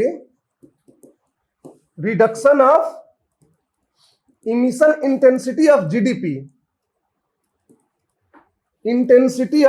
GDP, GDP का जो हमारा इमिशन इंटेंसिटी है उसको रिड्यूस कितना करेंगे? 33% टू 35% बाई 2030 तक। समझ में आ रही बात है? लेकिन हम जो इमिशन इंटेंसिटी जो हम बोल रहे हैं कि 33 से 35% करेंगे, वो हम कहां से नापेंगे? प्रेजेंट से नापेंगे? नहीं, 2005 के लेवल से नापेंगे। माने इमिशन इंटेंसिटी ऑफ जो GDP by 33 to 35% of 2005 level. अब इसका मतलब देखना कि 2005 क्यों बोल रहा है, अभी क्यों नहीं बोल रहा है?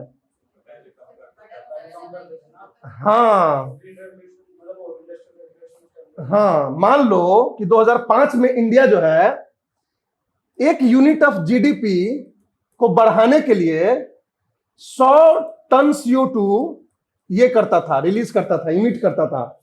2005 में कितना करता था? 100 टन। अब 2005 से लेके 2020 तक में इंडिया ने काफी सोलर पावर प्लांट लगाए, काफी विंड पावर लगाए, हाइडल पावर लगाए। तो उसकी वजह से ऑलरेडी इमिशन इंटेंसिटी थोड़ा कम हो गया होगा, हुआ होगा ना। तो अभी इंडिया का मान लो कि 15 सालों में जो मेहनत किया उसकी वजह से 1 यूनिट जीडीपी को बढ़ाने में इंडिया जो है मात्र 80 टन CO2 इमिट करता है। 2005 में कितने करता था? 100 टन।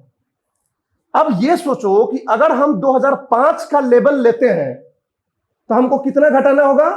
33 से 35% ऑफ 100, यानी कि हमको 67 टू 65 टन CO2 पे लाना है। यही मतलब हुआ। समझ में आ रही बातें? अगर हम आज के हिसाब से देते कि हम आज के हिसाब से 33 टू 35%, तो ये जो 67 और 65 टन हम इमिट कर सकते हैं ये घट के हो जाता 54 से 55। समझ में आ रही है बातें? ये घट के 54-55 पे आ जाता था, हमारे लिए ज्यादा बर्डन पड़ जाता। अभी हमने 2005 लेवल पे लिया तो थोड़ा कम बर्डन हुआ, 80 से मात्र 67-65 ही घटाना है। अभी के लेवल पे लेते तो 54-55 हो जाता। इसलिए हमने 2005 का लेवल चुना, जिस टाइम में हमारा जो इंटेंसिटी सबसे खराब हो। समझ में आ रही बातें? तब से हम तो बहुत सुधरने लगे, तो हमारा जो है चीजें ठीक होने लगी। तो चूंकि हम इस 15 सालों में कुछ अगर हमने एक्शन लिया है तो उसका भी तो हमें फायदा मिले, तो इसलिए हम अपने एनडीसी में 2005 लेवल लिया है रादर देन द 2020 लेवल। समझ में आ रही बात है? तो ये सबसे पहला हो गया हमारा, हमने कसम खाया। और ये सब नापा जाता है, सब अपना रिपोर्ट देना होता है। एक कमिटी होती है जो देखती है कि आप जो रिपोर्ट दिए हैं सही है कि नहीं है, क्या आपका इमिशन इंटेंसिटी है, ताकि उस समय आपका चेक हो सके आपने सही अपना पूरा किया है कि नहीं पूरा किया है। तो 33 to 35% ऑफ 2005 लेवल बाई 2030 तक हम ऐसा करेंगे। समझ में आ रही बात है? तो this is the first India का जो कमिटमेंट है, पहला कमिटमेंट इंडिया ने ये किया है अपने आईएनडीसी के अंदर। ये पूछा जा सकता है आपसे कि इंडिया का आईएनडीसी क्या क्या है। पहला समझ गए। दूसरा, इंडिया ने बोला है कि 2030 तक हमारी जो भी इलेक्ट्रिसिटी कैपेसिटी है, जो भी एनर्जी जनरेशन कैपेसिटी है, जितने भी हम इलेक्ट्रिक जनरेट करते हैं, तो उसका जो है 40% भाग जो है हम नॉन फोसिल बेस्ड सोर्स से करेंगे। नॉन फोसिल बेस्ड का मतलब कि विदाउट कोयला एंड पेट्रोलियम, बिना पेट्रोल और कोयला, नेचुरल गैस, यानी कि सोलर से करेंगे, विंड से करेंगे, हाइडल से करेंगे, यही सब से करेंगे, वाटर हाइडल प्रोजेक्ट, डैम से। तो इंडिया ने बोला कि हम 2030 तक अपने पूरे एनर्जी जनरेशन कैपेसिटी का 40% नॉन फोसिल बेस्ड सोर्स से करेंगे। ये सेकंड इंडिया का कमिटमेंट हो गया। 40% of energy capacity, installed energy capacity,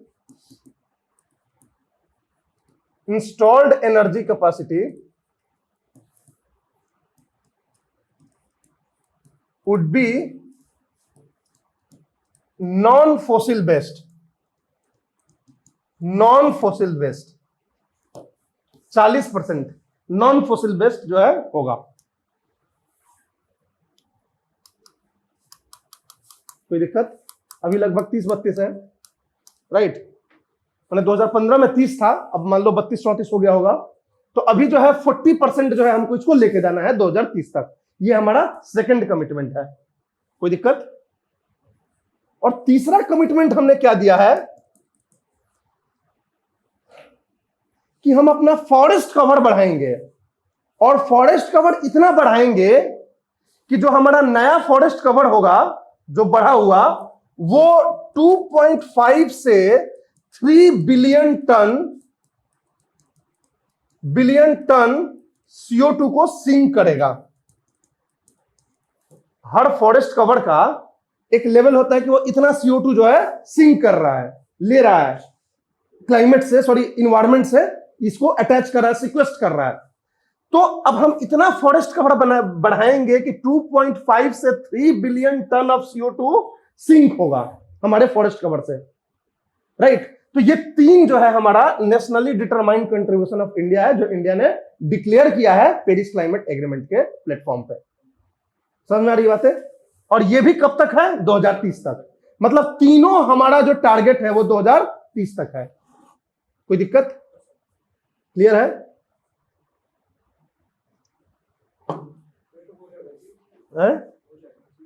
देखो 9 साल बचा हुआ है। इंडिया का टारगेट जो है वो 5 ईयर प्लान की तरह होता है, ठीक है। 2.5 से 3 billion ton of CO2 sink. तो ये हो गया हमारा नेशनली डिटरमाइंड कंट्रीब्यूशन। तो ये हमारा पेरिस क्लाइमेट एग्रीमेंट का पार्ट हो गया। अब इसमें हम डिस्कस कर लेते हैं green climate fund. Green climate fund क्यों इंपॉर्टेंट है? क्योंकि ग्रीन क्लाइमेट फंड जो है यह मेजर बोटलनेक है पेरिस क्लाइमेट एग्रीमेंट का, कि यह फंड कहां से आएगा 100 billion. Green climate fund actually 2010 में कैंकन समिट हुआ था। कैंकन समिट क्या था? तो UNFCCC के ही प्लेटफॉर्म का, UNFCCC हर साल जो है कहीं ना कहीं मिलता है, अपना मीटिंग बिठाता है। तो 2010 में जो उसने समिट बिठाई थी, उसमें जो है ग्रीन क्लाइमेट फंड जो है बना था। क्या बना था? Green climate fund. ये फंड बेसिकली बनाया गया था डेवलपिंग कंट्रीज को हेल्प करने के लिए, so that they could cut their emissions. समझे? तो पेरिस क्लाइमेट डील में क्या बोला गया कि ये जो ग्रीन क्लाइमेट फंड है, इसमें डेवलप्ड कंट्रीज हर साल $100 बिलियन कंट्रीब्यूट करेंगे। $100 बिलियन जो है कंट्रीब्यूट कौन करेगा? डेवलप्ड कंट्रीज करेंगे। क्यों करेंगे? डेवलपिंग कंट्रीज को हेल्प करने के लिए, टेक्नोलॉजी और मनी, फिनेंशियली हेल्प करने के लिए, राइट, ताकि डेवलपिंग कंट्रीज जो है इमिशन को कट कर सके। तो ये हो गया हमारा ग्रीन क्लाइमेट फंड। लेकिन दिक्कत क्या है कि ये $100 बिलियन जुट नहीं रहा है, क्योंकि बहुत सारे कंट्रीज जो है देना चाह रहे हैं, नहीं देना चाह रहे हैं। तो that is a major issue. Developing countries बोल रहे हैं कि पैसा लाओ यार, कहां हो तुम लोग? हमेशा ये लोग जो है अपनी आवाज उठा रहे हैं डेवलपिंग कंट्रीज डेवलप्ड कंट्रीज जो है उसको अपना हाँ देंगे देंगे करके अभी चल रहा है ये। तो प्रॉब्लम सबसे बड़ा मेजर अभी यही ग्रीन क्लाइमेट फंड का है कि सब तो भाई साइन करा लिए, $100 बिलियन कहाँ है, राइट। तो that is the major bottleneck in the Paris climate agreement. Clear है, कोई दिक्कत? चलो, तो ये हो गया आपका क्लाइमेट चेंज से रिलेटेड जो भी कन्वेंशन अभी प्रेजेंटली चल रहा है। यही सब मेनली छोटे मोटे बहुत सारे आपको आते रहते हैं, छोटे मोटे वो करंट अफेयर से थोड़ा सा अपडेटेड रहना कि जैसे कोई ये एक मेजर पेरिस क्लाइमेट एग्रीमेंट है, इस पेरिस क्लाइमेट एग्रीमेंट पे छोटे छोटे बहुत सारे इनिशिएटिव्स बैठे हुए थे इस पे, उसके भी कुछ कुछ चलते रहते हैं, तो करंट अफेयर्स में अपडेटेड रहना, कोई रिसेंटली ऐसा कुछ हुआ होगा तो। अब एक चीज हम लोग डिस्कस कर लेते हैं, inter governmental panel on climate change, IPCC क्या है? Inter governmental panel on climate change ये 1988 में बना था। ये एक इंटर गवर्नमेंटल पैनल है, मतलब कि जितने भी गवर्नमेंट्स हैं जो यूएनएफसीसीसी के मेंबर्स हैं उनका एक ऑर्गेनाइजेशनल पैनल है, और ये 2 ऑर्गेनाइजेशन ने मिलकर बनाया था।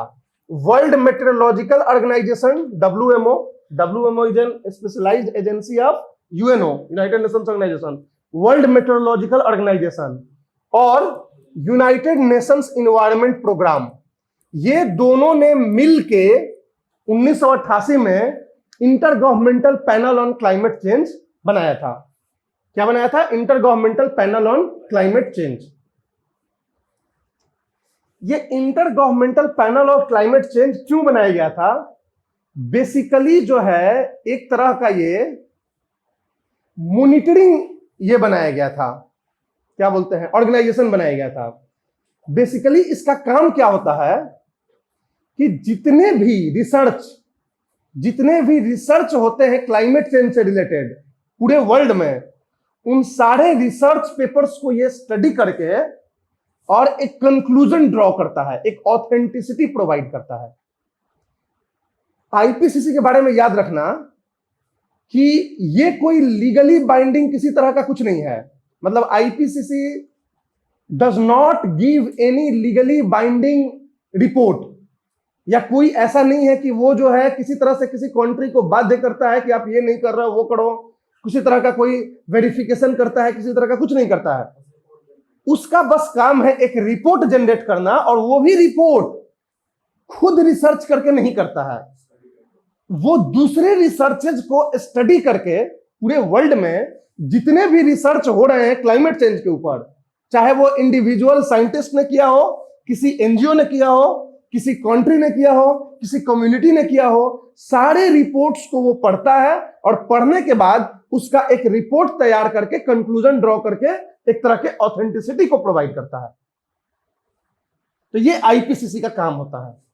लेकिन आईपीसीसी जो रिपोर्ट प्रोड्यूस करता है उस रिपोर्ट को यूएनएफसीसी रिलाई करता है, या कंट्रीज जो है उसको रिलाई करते हैं कि हाँ यार आईपीसीसी ने बोला है, मतलब कि ये एक विश्वासी ऑर्गेनाइजेशन है जो एक फेयर वे में सारे रिपोर्ट्स को स्टडी करके एक अपना असेसमेंट रिपोर्ट, मतलब it undergoes assessment of various research papers. जितने भी रिसर्च पेपर्स होते हैं उनको असेस करता है, खुद रिसर्च नहीं करता है। ऐसा नहीं है कि इसका कोई रिसर्च प्रोजेक्ट चल रहा है अंटार्कटिका में और आर्कटिक में कि कैसा क्लाइमेट चेंज हो रहा है, क्या हो रहा है, कुछ नहीं चल रहा है। जो लोग चल रहा है उनके रिपोर्ट्स को वो असेसमेंट करता है बस, और असेसमेंट करके अपना एक असेसमेंट रिपोर्ट देता है कि इस फलाने इंस्टीट्यूट ने ये बात बोला है, इसकी ये ऑथेंटिसिटी ऐसा ऐसा है, सब कुछ करके एक रिपोर्ट अपना देता है कुछ कुछ सालों पे, जिसको हम बोलते हैं असेसमेंट रिपोर्ट ऑफ आईपीसीसी।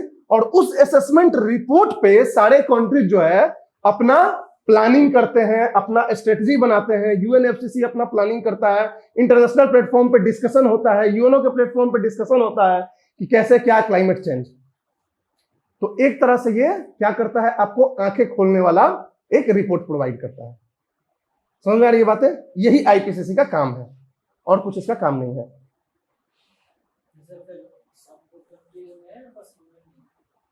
क्या क्या सब इंटर गवर्नमेंटल, पहले मैंने कि सारे जो गवर्नमेंट्स है ना, इंटर गवर्नमेंटल का मतलब हो गया कि इस आईपीसीसी के मेंबर्स है सारे गवर्नमेंट फॉलो करते हैं आईपीसीसी को।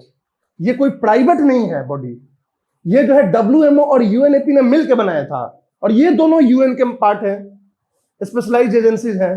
तो ऑफ कोर्स जो भी इसके मेंबर्स हैं वो जो है IPCC को फॉलो करेंगे, राइट। तो इस तरीके से तो इसके जो मेंबर होगा या तो UNO का मेंबर होगा और या तो WMO का मेंबर होगा, या तो यूनाइटेड नेशंस ऑर्गेनाइजेशन का मेंबर होगा या वर्ल्ड मेट्रोलॉजिकल ऑर्गेनाइजेशन का मेंबर होगा, तो वो ऑटोमेटिक इंटरगवर्नमेंटल पैनल का मेंबर होगा, समझे। तो ये IPCC का क्लाइमेट चेंज का ये रिपोर्ट होता है। तो IPCC बहुत आपको मिलेगा, according to IPCC report, according to IPCC report, यही IPCC है जो सारे रिसर्चेस को पढ़ के एसेस करके अपना रिपोर्ट प्रोवाइड करता है, और उसका रिपोर्ट हेल्पफुल होता है कोई भी कन्वेंशंस को कंक्लूड करने में, हर चीज में माना जाता है उसको। अदरवाइज इसके ये कोई एविडेंस प्रोवाइड नहीं करता है किसी कंट्री के खिलाफ या कोई भी चीज, कोई ये किसी तरह का बाइंडिंग ये क्रिएट नहीं करता है, बाउंडेशन क्रिएट नहीं करता है। समझ में आ रही बात है। अब कौन करते हैं इसमें, तो पूरे दुनिया से हजारों साइंटिस्ट, इन्वायरमेंटलिस्ट वॉलंटरी बेसिस पे इसके मेंबर होते हैं। Voluntarily thousands of scientists, researchers across the world are providing the input for this panel, समझे। और उनके हेल्प से वो जो है सब कुछ अपना रिपोर्ट तैयार करता है। कोई दिक्कत। तो दिस इज द IPCC। ये बस एक बॉडी है, इन्वायरमेंटल बॉडी है, ठीक। तो ये हमारा क्लाइमेट चेंज से रिलेटेड हम लोगों ने डिस्कस किया। अब हम देखने जा रहे हैं बायोडाइवर्सिटी से रिलेटेड टू बायोडाइवर्सिटी। देखो कॉन्फ्रेंस ऑफ पार्टीज एक टर्म यूज करता है, वो हर एक कन्वेंशन का अपना कॉन्फ्रेंस ऑफ पार्टीज होता है। जैसे CBD का भी कॉन्फ्रेंस ऑफ पार्टी होता है, पार्टीज मतलब उसके मेंबर्स। हाँ। जैसे UNFCCC का हर साल जो है मीटिंग होती है तो वो कॉन्फ्रेंस ऑफ पार्टी हो जाता है। CBD का 2 साल पे होता है तो वो कॉन्फ्रेंस ऑफ पार्टी उसका कहलाता है। तो कॉन्फ्रेंस ऑफ पार्टी जो है एक टर्म यूज किया जाता है किसी भी कन्वेंशन के लिए। तो COP ऑफ UNFCCC का हो गया, COP ऑफ CBD का हो गया। चलो रमसार कन्वेंशन 1971। रमसार कन्वेंशन के बारे में सबसे पहले देख लो ये कि ये UN प्लेटफॉर्म पे नहीं था। सबसे पहले रमसार कन्वेंशन किसके लिए था? वेटलैंड्स के लिए था, for the conservation of wetlands. Wetlands क्या होता है पता है आपको? वेटलैंड्स के कंजर्वेशन के लिए रमसार कन्वेंशन 1971 में साइन किया गया। रमसार कहां है? ईरान का एक शहर है रमसार, वहां पे ये कन्वेंशन को कंक्लूड किया गया। तो Ramsar convention for the conservation of wetland, और ये एक इकलौता कन्वेंशन है जो किसी पर्टिकुलर इकोसिस्टम के लिए है। समझ रहे हो? मतलब वेटलैंड इज एन इकोसिस्टम, तो किसी पर्टिकुलर इकोसिस्टम के लिए ये इकलौता कन्वेंशन है रमसार, राइट। तो ये हो गया आपका 1971 में separate convention for the wetlands. ये फोर्स में 1975 में आया था। 1971 में इसको साइन किया गया था, 1975 में एक्चुअल में इंप्लीमेंटेशन इसका हुआ। सबसे पहली बात है कि ये यूनाइटेड नेशंस के प्लेटफॉर्म पे नहीं हुआ था, nothing to do with UN। वैसे ये UN के साथ मिल के काम करता है, इसमें अब इन्वायरमेंट का है तो ऑफ कोर्स यूनाइटेड नेशंस के साथ काम करेगा, ठीक। लेकिन ये यूनाइटेड नेशंस के प्लेटफॉर्म पे स्टार्ट नहीं हुआ था। समझ में आ रही बात है। पहली चीज रमसार कन्वेंशन के बारे में जानना कि not under the UN, not under UNO, ठीक। दूसरी चीज नॉन बाइंडिंग, कोई बाइंडिंग नहीं है, ये इट्स नॉट लीगली बाइंडिंग। दो चीज आप रमसार के बारे में इंपॉर्टेंटली जान लो। फिर हम इसके पिलर्स की बात करते हैं कि रमसार के क्या 3 पिलर्स हैं। पहला जो 3 पिलर्स ऑफ रमसार कन्वेंशन, पहला पिलर है wise use of wetlands, wise use of wetlands. दूसरा है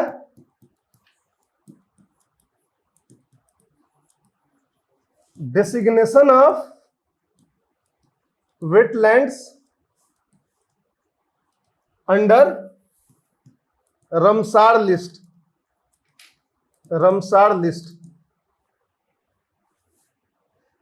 लिस्ट को एक्चुअल में बोलते हैं list of wetlands of international importance, उसको शॉर्ट में हम रमसार लिस्ट बोलते हैं। List of wetlands of international importance, और उसको शॉर्ट में रमसार लिस्ट बोलते हैं। तीसरा होता है international cooperation, international cooperation for transboundary wetlands, transboundary wetlands,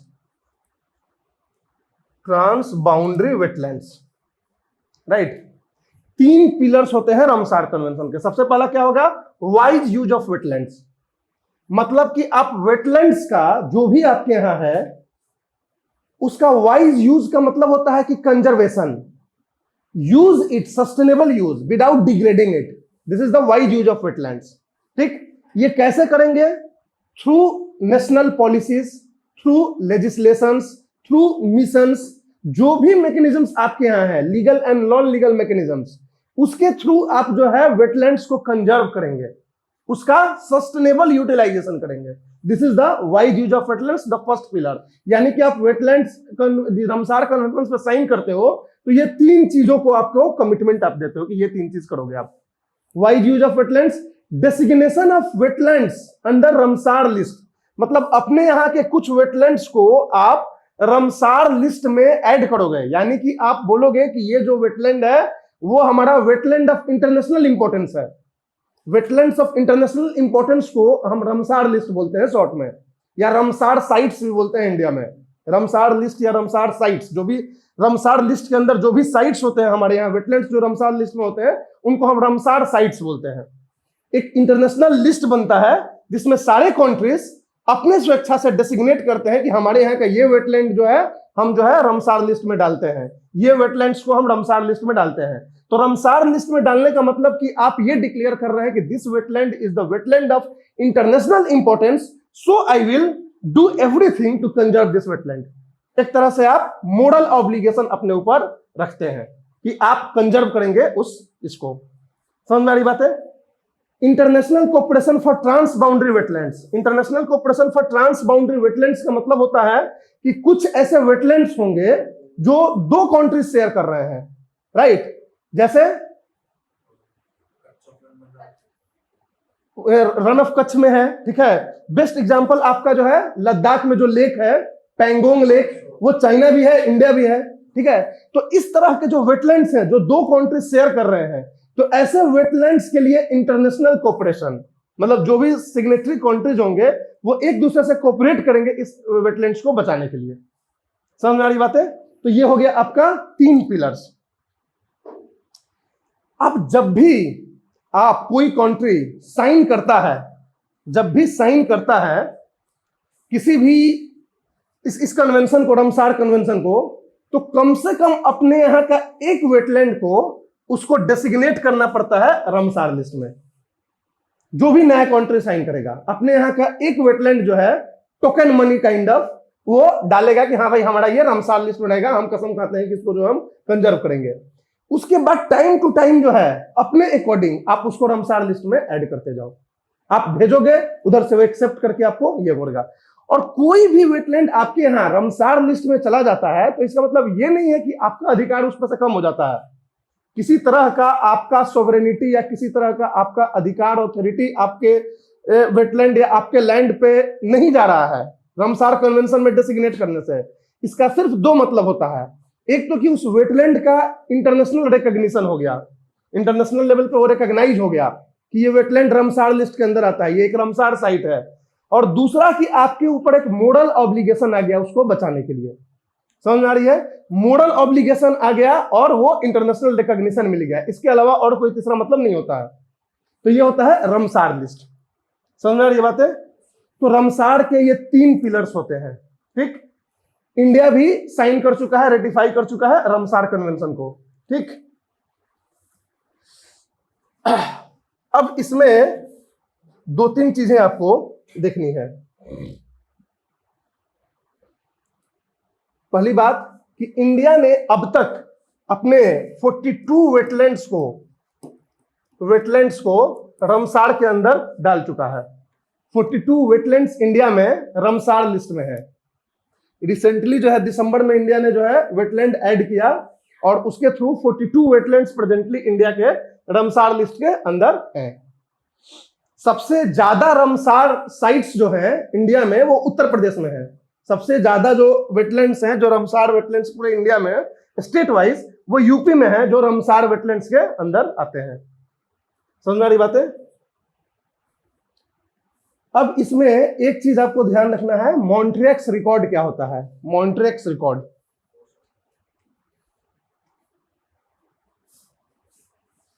ये मॉन्ट्रियक्स रिकॉर्ड क्या होता है, इस पे क्वेश्चन भी पूछ चुका है। 1996 में जो रामसार लिस्ट था, क्या बोलो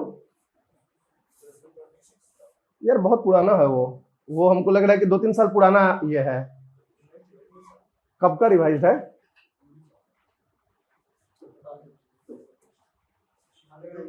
हैं? 19 का है ना? फरवरी 2020 में लगभग 10 वेटलैंड्स, 11 वेटलैंड्स जुड़े, ठीक है, तो फिर वो 37 हुआ। 3 जो है शायद नवंबर 2020 में जुड़े, 3 या 4, 41 हुआ। 1 दिसंबर 2020 में जुड़ के 42 हो गया, ठीक है। तो ये बहुत जल्दी जल्दी ऐड होता है, तो इसलिए बुक्स पे मत जाना, नेट पे सर्च मार लेना कि प्रेजेंटली कितना है, राइट। वैसे तो ये एग्जाम में नहीं पूछता, नहीं इंटरव्यू में पूछ देता है। मेरे से इंटरव्यू में पूछा था कि कितना था, ठीक है, तो तुरंत का भी ये था, तो यूपी में ही है, और यूपी का इंटरव्यू था तो यूपी से ही पूछा था, हाँ, कि सबसे हाईएस्ट किस स्टेट का है, तो यूपी का ही था। तो ये मॉन्ट्रियक्स रिकॉर्ड है 1996 का। ये मॉन्ट्रियक्स रिकॉर्ड क्या होता है? 1996 में रामसार लिस्ट का ही कुछ जो वेटलैंड्स हैं उनको एक अलग रजिस्टर बना के मॉन्ट्रियक्स रिकॉर्ड बनाया गया। Montreux record means a resistor from the Ramsar list itself. मतलब रामसार लिस्ट में सपोज जितने भी वेटलैंड्स हैं, इसमें से कुछ वेटलैंड्स को निकाल के एक अलग रजिस्ट्री बनाई गई जिसे हम मॉन्ट्रियक्स रिकॉर्ड बोलते हैं। लेकिन किनको निकाला गया? तो उस तरह के वेटलैंड्स को जो इकोलॉजिकली डिग्रेड हो चुके हैं या हो रहे हैं या फ्यूचर में हो जाएंगे बिकॉज ऑफ ह्यूमन इंटरफेरेंस। मतलब कि जो वेटलैंड्स या तो इकोलॉजिकली डिग्रेड हो गया है या हो रहा है या फ्यूचर में हो जाएगा ह्यूमन इंटरफेरेंस की वजह से, पॉल्यूशन की वजह से, राइट, टेक्नोलॉजिकल प्रोसेस जो भी कारण है उसकी वजह से, तो उस तरह के वेटलैंड्स को एक अलग लिस्ट बनाया गया, एक अलग रजिस्टर बनाया गया जिसको मॉन्ट्रियक्स रिकॉर्ड बोलते हैं। एक्चुअली सारे वेटलैंड्स में कौन खतरे में है या बर्बाद हो रहा है, किसको सबसे ज्यादा बचाने की जरूरत है, इसके लिए एक अलग रजिस्टर बना दिया गया। रामसार लिस्ट में तो सब है जो एकदम बिल्कुल सही है, कोई दिक्कत नहीं है, वो भी रामसार लिस्ट में है, क्योंकि वहां खतरा से कोई रिलेशन नहीं है। वहां केवल जो लिस्ट ऑफ इंटरनेशनल इंपॉर्टेंस जो होगा, साइट ऑफ इंटरनेशनल इंपॉर्टेंस, उसको आप डाल लो, कोई कंट्री दे सकता है। लेकिन उसमें जो खराब स्थिति में है या होने वाला है, उसके लिए एक अलग रिकॉर्ड बनाया गया, रजिस्ट्री बनाया गया, जिसे हम मॉन्ट्रियक्स रिकॉर्ड बनाते हैं, ताकि हम इनके ऊपर ध्यान दे सकें। और कोई भी अगर मॉन्ट्रियक्स रिकॉर्ड में आ गया तो वो रिस्पेक्टिव कंट्री जिसका वो वेटलैंड है, उसके ऊपर एक मॉरल प्रेशर आ जाता है उसको बचाने के लिए। समझ में आ रही बात है? प्रेजेंटली इंडिया के 3 wetlands, sorry presently 3 wetlands India के मॉन्ट्रियक्स रिकॉर्ड में जा चुके हैं, और एक जो है मॉन्ट्रियक्स रिकॉर्ड से निकल गया। तो इसलिए अभी इंडिया के 2 वेटलैंड्स जो है मॉन्ट्रियक्स रिकॉर्ड में है। कौन कौन 3 गया था? तो चिल्का लेक गया था, लोकटक लेक और क्योलाडियो नेशनल पार्क, राजस्थान। लोकटक का है मणिपुर। तो सबसे पहले चिल्का लेक गया था, चिल्का लेक उड़ीसा में है। दूसरा गया था लोकटक, लोकटक लेक जो मणिपुर में है, और तीसरा क्योलाडियो नेशनल पार्क, कहां है? Bharatpur, Rajasthan national park. ये बर्ड सेंचुरी है, क्योलाडियो नेशनल पार्क, राजस्थान। अब ये जो चिल्का लेक है अभी हट चुका है, याद रखना। 3 लिख दिया है नाम, तो याद मत कर देना तीनों को। चिल्का लेक जो है इसको हटा दिया गया। चिल्का कंजर्वेशन अथॉरिटी जो है बनाई गई चिल्का लेक को कंजर्व करने के लिए, जब ये मॉन्ट्रियक्स रिकॉर्ड में गया, और उसने इतना अच्छा काम किया, इतना बढ़िया कर दिया, चिल्का लेक को सही कर दिया, कंजर्व कर दिया, खतरे से बाहर कर दिया, तो इसको मॉन्ट्रियक्स रिकॉर्ड से हटा दिया गया। और प्रेजेंटली इंडिया के 2 ही साइट्स जो है वो मॉन्ट्रियक्स रिकॉर्ड में है, लोकटक लेक ऑफ मणिपुर और केलाडियो नेशनल पार्क ऑफ राजस्थान। समझ आ रही बात है? तो ये मॉन्ट्रेक्स रिकॉर्ड होता है। मॉन्ट्रेक्स रिकॉर्ड होने से कोई आपको लाभ या कोई हानि नहीं है। यूपीएससी में क्वेश्चन पूछा था मॉन्ट्रेक्स रिकॉर्ड में, तो उसमें एक ऑप्शन दिया था कि the respective country will get a lot of fund for the development of that wetlands. तो ऐसा कुछ नहीं होता है, कोई फंड आपको नहीं मिलेगा किसी तरह का, बस आपके ऊपर एक मोरल प्रेशर आ जाएगा कि उसको बचाना है। समझ में आ रही बात है?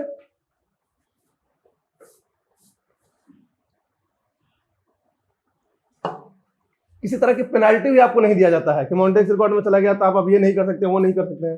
समझ में आ रही बात है? तो ये हो गया मॉन्ट्रेक्स रिकॉर्ड। अब एक चीज और रामसार कन्वेंशन में इंपॉर्टेंट है, ओनली वन थिंग, वो होता है international organisation partners, IOPs, international organisation partners. ये क्वेश्चन कभी पूछ सकते हैं ये लोग, ये आईओपीज क्या होते हैं, international organisation partners Ramsar convention में, या सिर्फ ये पूछ सकते हैं कि international organisation partners group of NGOs related to which convention, तो रामसार कन्वेंशन। रामसार कन्वेंशन में 5 ऐसे इंटरनेशनल एनजीओज हैं जो शुरू से जुड़े हुए हैं, इससे शुरू से जुड़े हुए हैं, और उन 5 को हम बोलते हैं आईओपीज, इंटरनेशनल ऑर्गेनाइजेशन पार्टनर्स। वो 5 इंटरनेशनल एनजीओज हैं जो right from beginning Ramsar convention से जुड़े हुए हैं और हेल्प करते हैं रामसार कन्वेंशन के प्रोविजंस को लागू करने में। कौन कौन 5 है?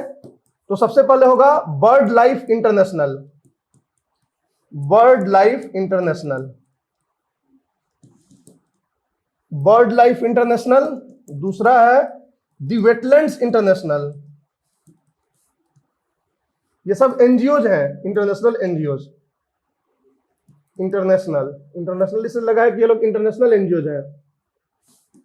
तीसरा है आईयूसीएन, आईयूसीएन, आईयूसीएन को तो जानते ही हो। चौथा है डब्ल्यूडब्ल्यूएफ इंटरनेशनल, डब्ल्यूडब्ल्यूएफ वो फाइटिंग वाला नहीं है, ठीक है। World wide fund for nature, world wide fund for nature international, WWF international, इसके बारे में हम डिस्कस करेंगे। और 5वां है international water management institute, the international water management institute, इसको मिटा के 5वां लिख रहे हैं। 5वां है the international water management institute, यानी IWMI, international water management institute. ये 5th एनजीओ है। तो ये 5 एनजीओ शुरू से रामसार कन्वेंशन से जुड़े हुए हैं और इसलिए इसको हम बोलते हैं इंटरनेशनल ऑर्गेनाइजेशन पार्टनर्स, आईओपीज। तो this is all about the Ramsar convention. Clear है?